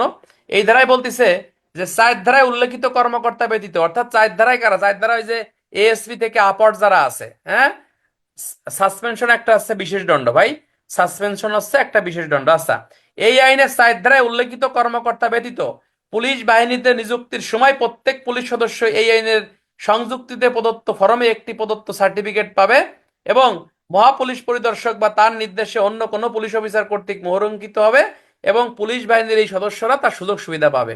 তাহলে গুরুত্বপূর্ণ একটা এমসিকিউ। 8 ধারায় কাদের কথা বলতেছে বন্ধুরা? 8 ধারায় বলতেছে আমাদের যারা অধস্তন কর্মচারী আছে আমাদের কথা বলতেছে। এবং 4 ধারায় পুলিশ অফিসার ব্যতীত মানে যারা এসপি থেকে আপর যারা আছে তারা ব্যতীত আমাদের একটা কি দেবে? নিয়োগপত্র। তোমাদের একটা নিয়োগপত্র দেছে না ভাই? আমাদের কিন্তু দেশে প্রত্যেক পুলিশ সদস্য যখন আমরা নিয়োগ হয়েছি কনস্টেবলে, তখন কিন্তু দেখবেন এটা এটা দেয় যে ওই যে আগামী হাতের ট্রেনিং সেন্টারে যোগদান করবে। ট্রাঙ্কে রাখছেন? এটা আছে কার কার আছে আপনাদের? হ্যাঁ, লেখা থাকে যে জনাব আলামিন, আপনি ট্রেনিং রিক্রুট কনস্টেবল হিসেবে মানে চূড়ান্তভাবে মনোনীত হয়েছেন। আগামী 11 তারিখ থেকে 6 মাস মেয়াদীমূলক প্রশিক্ষণ আছে।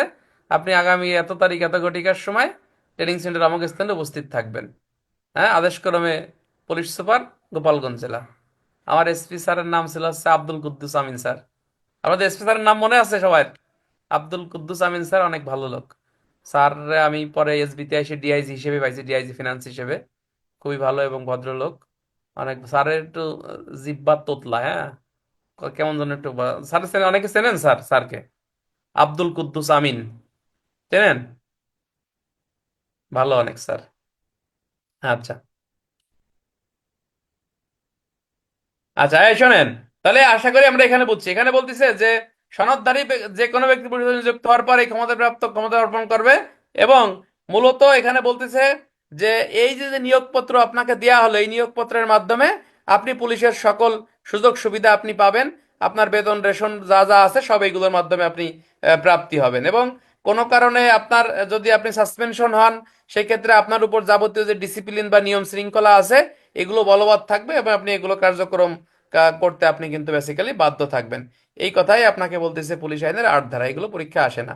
9 ধারাটা কিন্তু গুরুত্বপূর্ণ। পুলিশ সদস্য অনুমোদন বা 2 মাসের নোটিশ ব্যতীত চাকরি থেকে ইস্তফা দিতে পারবেন না। আপনি পুলিশের চাকরি করেন, তাহলে কয় মাসের অনুমোদন ব্যতীত ইস্তফা দেওয়া যাবে না? 2 মাস পূর্বে লিখিত অনুমতি না নিয়ে আপনি চাকরি থেকে ইস্তফা দিতে পারবেন না। মনে করেন আপনি কনস্টেবলে আছেন, এই মুহূর্তে আপনার সাব ইন্সপেক্টর চাকরি হয়ে গেছে, আপনি ইচ্ছে করলেই কিন্তু চাকরি থেকে যাইতে পারবেন না। 2 মাস পূর্বে কর্তৃপক্ষকে জানাতে হবে। অথবা যাইতে পারবেন, 2 মাসের আপনার বেতন রেশন কি যেন নিয়ম আছে, তাই না? কি করে কর্তৃপক্ষ, কি করে? সম্ভবত সোনালী ব্যাংকে চালানের মাধ্যমে। হ্যাঁ, সোনালী ব্যাংকে চালানের মাধ্যমে হলো কেন আপনাকে কয় টাকা যেন জমা দিতে হয়, জমা দিয়ে পরে চাকরি ছেড়ে, জানেন তো এটা আপনারা? অর্থাৎ এখানে আপনি 2 মাস পূর্বে আপনাকে না জানায় যাইতে পারবেন না, এক। আর একটা হচ্ছে যে 2 মাসের ওই যে বেতনের এবং কি কি যেন নিয়ম আছে, সোনালী ব্যাংকে চালান জমা দিয়ে চাকরি ছাড়তে হয়। অর্থাৎ এখানে বলতেছে যে কোনো পুলিশ সদস্য অনুমোদন বা 2 মাসের নোটিশ ব্যতি রেখে আপনি চাকরি থেকে ইস্তফা দিতে পারবেন না। ঠিক আছে কিনা? তাহলে এমসিকিউ হতে পারে কত, কয় ধারায় বলতেছে? 9 ধারায়। কত মাসের পূর্বে? 2 মাস পূর্বে অনুমোদন। কত, কি অনুমোদন? লিখিত অনুমোদন। এবার বলতেছে কার অনুমোদন নিতে হবে? জেলা পুলিশ সুপারের লিখিত অনুমোদন ছাড়া এই কাজ আপনি করতে পারবেন না। এরপরে বলতেছে যে জেলা পুলিশ সুপারের অনুমোদন ব্যতীত ঊর্ধ্বতন পুলিশ কর্মকর্তা কমপক্ষে নোটিশ না দিয়ে কেউ এই কাজে আপনাকে ইস্তফা দেওয়া যাবে নয়াকারে না। 2 বছর বেসিক জমা দিতে হয়, এরকম একটা নিয়ম আছে, জানি না সঠিক। মাস্টার্স পাস তো করেই ফেলছিলাম, তাও তো বিয়ে করে পরে আর প- কোনো পরীক্ষা দিতে পারলাম না। তা আল্লাহ তাকে ভালোর জন্য করে, আলহামদুলিল্লাহ, তাই না? যা হয়েছে হয়েছে, তাই না? একবার সাব ইন্সপেক্টর হলেই হয়েছে। আমাদের ব্যাটসম্যানরা অনেক ভালো করছে, অনেকে আছে সার্জেন্ট হয়েছে, সাব ইন্সপেক্টর হয়েছে, অনেকে ভালো, আলহামদুলিল্লাহ। ওই ইনশাল্লাহ আমরা হয়ে যাবেন, তাই না? আল্লাহ ভরসা। আমাদের ব্যাটসম্যান আছে একটা শাকিল, ও এসআই হয়েছে, কিন্তু ও সার্জেন্ট পরীক্ষায় এই শীত থেকে বাদ গেল, ভাইবা থেকে বাদ দিছিল, দুর্ভাগ্য। তারপর আমাদের ব্যাটসম্যান দিনার দিনার আলী মুন্সি, আমার দেশি, গোপালগঞ্জের, সার্জেন্ট হয়েছে, টিআই হয়ে যাবে মনে হয়। তারপর আমাদের ব্যাটসম্যান তরিকুল সার্জেন্ট হয়েছে। তারপর আমাদের ব্যাটসম্যান আরো কয়েকজন আছে, সাব ইন্সপেক্টর হয়েছে। যাক, ভালো, আলহামদুলিল্লাহ। দোয়া চাই যেন আমরা হই, একই কথা। আচ্ছা, তাহলে আমরা এখানে 9 ধারা থেকে রিটেনে এরকম প্রশ্ন হতে পারা দরকার নাই, এমসিকিউ আসবে, এতটুকুই এনাফ। তাহলে কত মাস পূর্বে এমসিকিউ? 2 মাস পূর্বে লিখিত অনুমোদন কার কাছে? জেলার পুলিশ সুপার যিনি আছেন তার অনুমোদন ব্যতীত আপনি কি করতে পারবেন না? আপনি এই চাকরি থেকে ইস্তফা দেওয়া যাবে না। ঠিক আছে। আচ্ছা, 10 ধারাটা কিন্তু গুরুত্বপূর্ণ, বলতেছে পুলিশ মহাপুলিশ পরিদর্শক লিখিত অনুমোদন ব্যতীত কর্মচারী নিয়োগ করতে অন্য কোনো কাজে চাকরি করা যাবে না। সহজ কথা, এগুলো সবাই পারেন এগুলো। বলতেছে যে আইজিপির লিখিত অনুমোদন ব্যতীত আপনি এই চাকরি ব্যতীত অন্য কোনো কাজ আপনি করতে পারবেন নয়াকারে না। আসলে পুলিশ আইনটা চেঞ্জ করা দরকার, তাই না? কারণ আমরা যে চাকরি মনে করেন, ক্লাসে বলা ঠিক কিনা, মনে করেন করি, আপনি যদি ছোটখাটো একটু ব্যবসা বাণিজ্য করেন, আপনি একটু ফ্যামিলি নিয়ে একটু স্বাচ্ছন্দ্যে থাকতে পারবেন, তাই না? নাকি? হ্যাঁ, তাই কিন্তু এর করার তো সুযোগ নাই। তাহলে এই যে বলতেছে যে লিখিত অনুমোদন ব্যতীত, লিখিত অনুমোদন ব্যতীত বৈধভাবে আপনি কোনো অন্য কোনো ব্যবসা বাণিজ্য করতে পারবেন না। কার অনুমোদন দরকার? বলতেছে আইজিপির লিখিত অনুমোদন দরকার। কি করতে হবে? আপনি ব্যবসা কার্যক্রম আপনি কি করতে, অন্য কোনো ব্যবসা বা কোনো নিয়োগ বা কোনো চাকরি গ্রহণ করতে পারবেন না। চাকরি গ্রহণ করতে পারবেন নয়াকারে না। আমি সেদিনকে দেখলাম ফেসবুকে একজন লোক 2-3টে স্কুলে চাকরি করে, হাই স্কুলে চাকরি করে, প্রাইমারি স্কুলে চাকরি করে।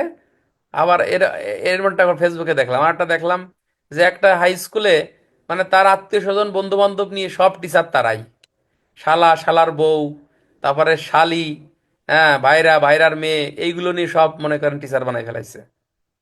হ্যাঁ, পারিবারিককরণ করে এলাইছে, কথা বুঝছেন? যাও, তাহলে 10 ধারা কি বুঝতে পারছেন? এই 10 ধারা কি বুঝছেন?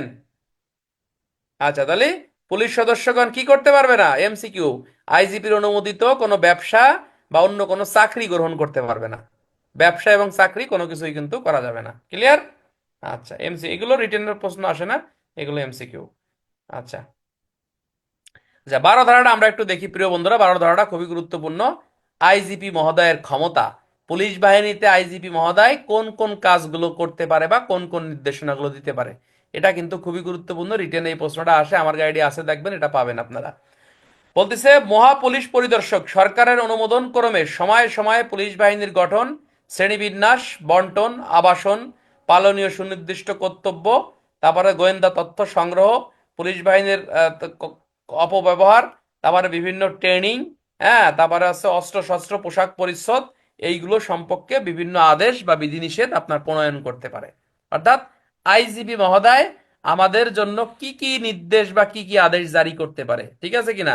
আমাদের পোশাক পরিবর্তন করতে পারে, তারপর র্যাঙ্ক ব্যাচ পরিবর্তন করতে পারে, তারপরে আছে অস্ত্রের ব্যবহার পরিবর্তন করতে পারে, তারপরে আছে আপনার বিভিন্ন কর্তব্য নির্দেশনা আমাদেরকে দিতে পারে, হ্যাঁ, ড্রেস বা টিকা নির্ধারণ ড্রেস নির্ধারণ করতে পারে। এরপরে আছে আমাদের আবাসন ব্যবস্থার পরিবর্তন করতে পারে, ঠিক আছে কিনা? এরপরে আর কি করতে পারে বন্ধুরা আইজি মহোদয়? তারপর আছে আমাদের জন্য বিভিন্ন নিয়ম কানুনের পরিবর্তন করতে পারে, আমাদের জন্য বিভিন্ন ট্রেনিং এর ব্যবস্থা করতে পারে। এই যে দেখেন, আজ থেকে মনে করেন আমরা তো 2009 সালে রিক্রুটিং হয়েছি, 10 সালে ভর্তি। আমাদের সময়ও কিন্তু এত ট্রেনিং মেনিং ছিল। রিসেন্টলি দেখেন কতগুলো ট্রেনিং এর উদ্ভব হয়েছে। যেমন আপনি পদোন্নতি পরীক্ষা দিতে গেলে পাশ করলে ট্রেনিং নিয়ে পরীক্ষা দিতে হয়।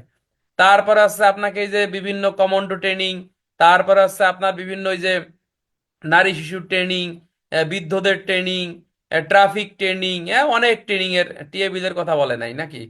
দক্ষতা উন্নয়নের ট্রেনিং, ট্রেনিং এর অভাব নাই, ঠিক আছে কিনা? তাহলে এইগুলো নিয়ম কানুন গুলো কে করতে পারে? আমাদের আইজি মহোদয় করতে পারে। তো বন্ধুরা, আজকে আমি যে পড়াগুলো আপনাদেরকে পড়ালাম, এগুলো কোনোটাই কোনো পরীক্ষায় আসবে না, জাস্ট আসবে এমসিকিউ আকার। রিটেনের কোনো প্রশ্ন এখানে নাই। একটা মাত্র ধারা আছে রিটেনের জন্য, সেটা হচ্ছে 7 ধারা, যে পুলিশ আইন অনুযায়ী দায়িত্ব কর্তব্য অবহেলায় পুলিশ সদস্যদের কি কি শাস্তি দেওয়া হয়, 7 ধারার কথাগুলো মুখস্থ করতে। এগুলো আমরা এমনি লেখাবানি, সমস্যা নাই। তো আজকে ক্লাস এখানেই শেষ। বেতন টেতন হয়েছে আপনাদের নাকি? হলে সম্মানী সবাই পাঠাই দেবেন ইনশাল্লাহ, ঠিক আছে? আর না হলে পরে দেন, অনেকের মনে হয় হয়নি, সমস্যা নাই, ঠিক আছে? আচ্ছা, এখন দেখি কটা এমসিকিউ জিজ্ঞেস করি, কার কটা হয় দেখি। কারে জিজ্ঞেস করবো কোন? এই যে সেলিম রেজা, আপনি বলেন।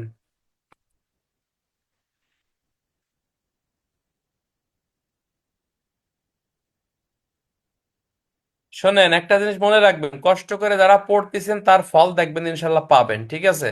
আমাদের স্টুডেন্টরা আলহামদুলিল্লাহ কেমন রেজাল্ট করে বিগত সময়গুলোতে আপনারা দেখছেন, এবং এই বছরও দেখেন আমাদের স্টুডেন্টরা কেমন রেজাল্ট করছে, ঠিক আছে কিনা? এক দুইজন পর পরে আমাদের ক্লাসের লোক ভালো করবেন ইনশাল্লাহ, ঠিক আছে? এই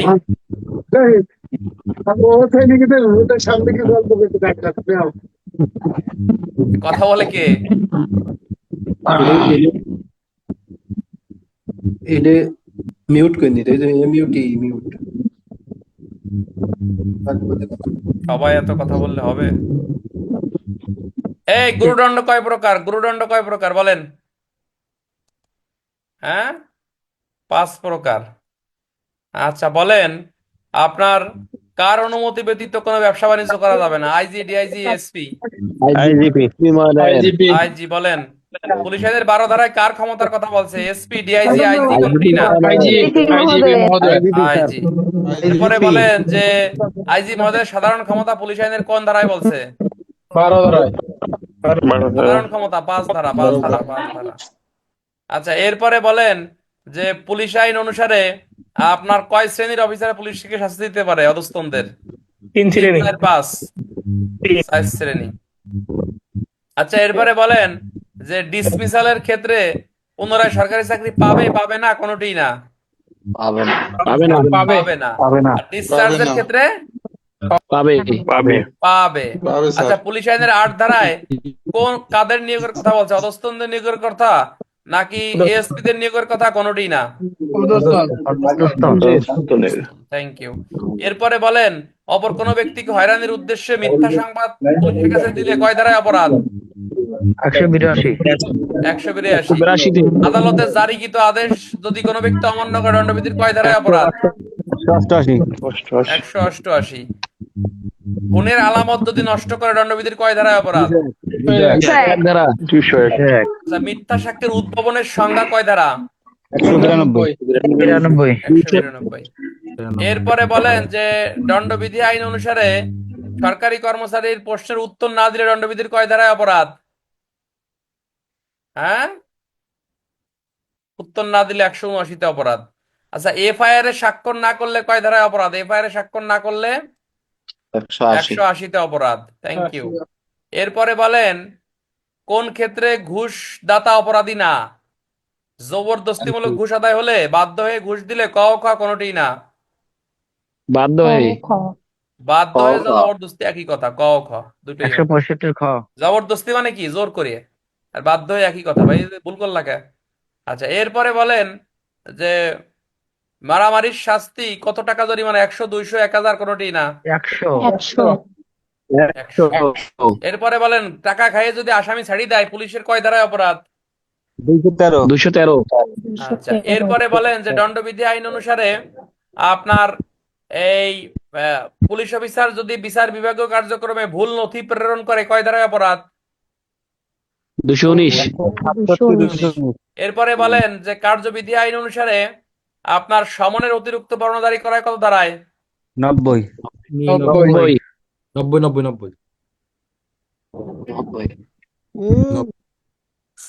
90 হবে 90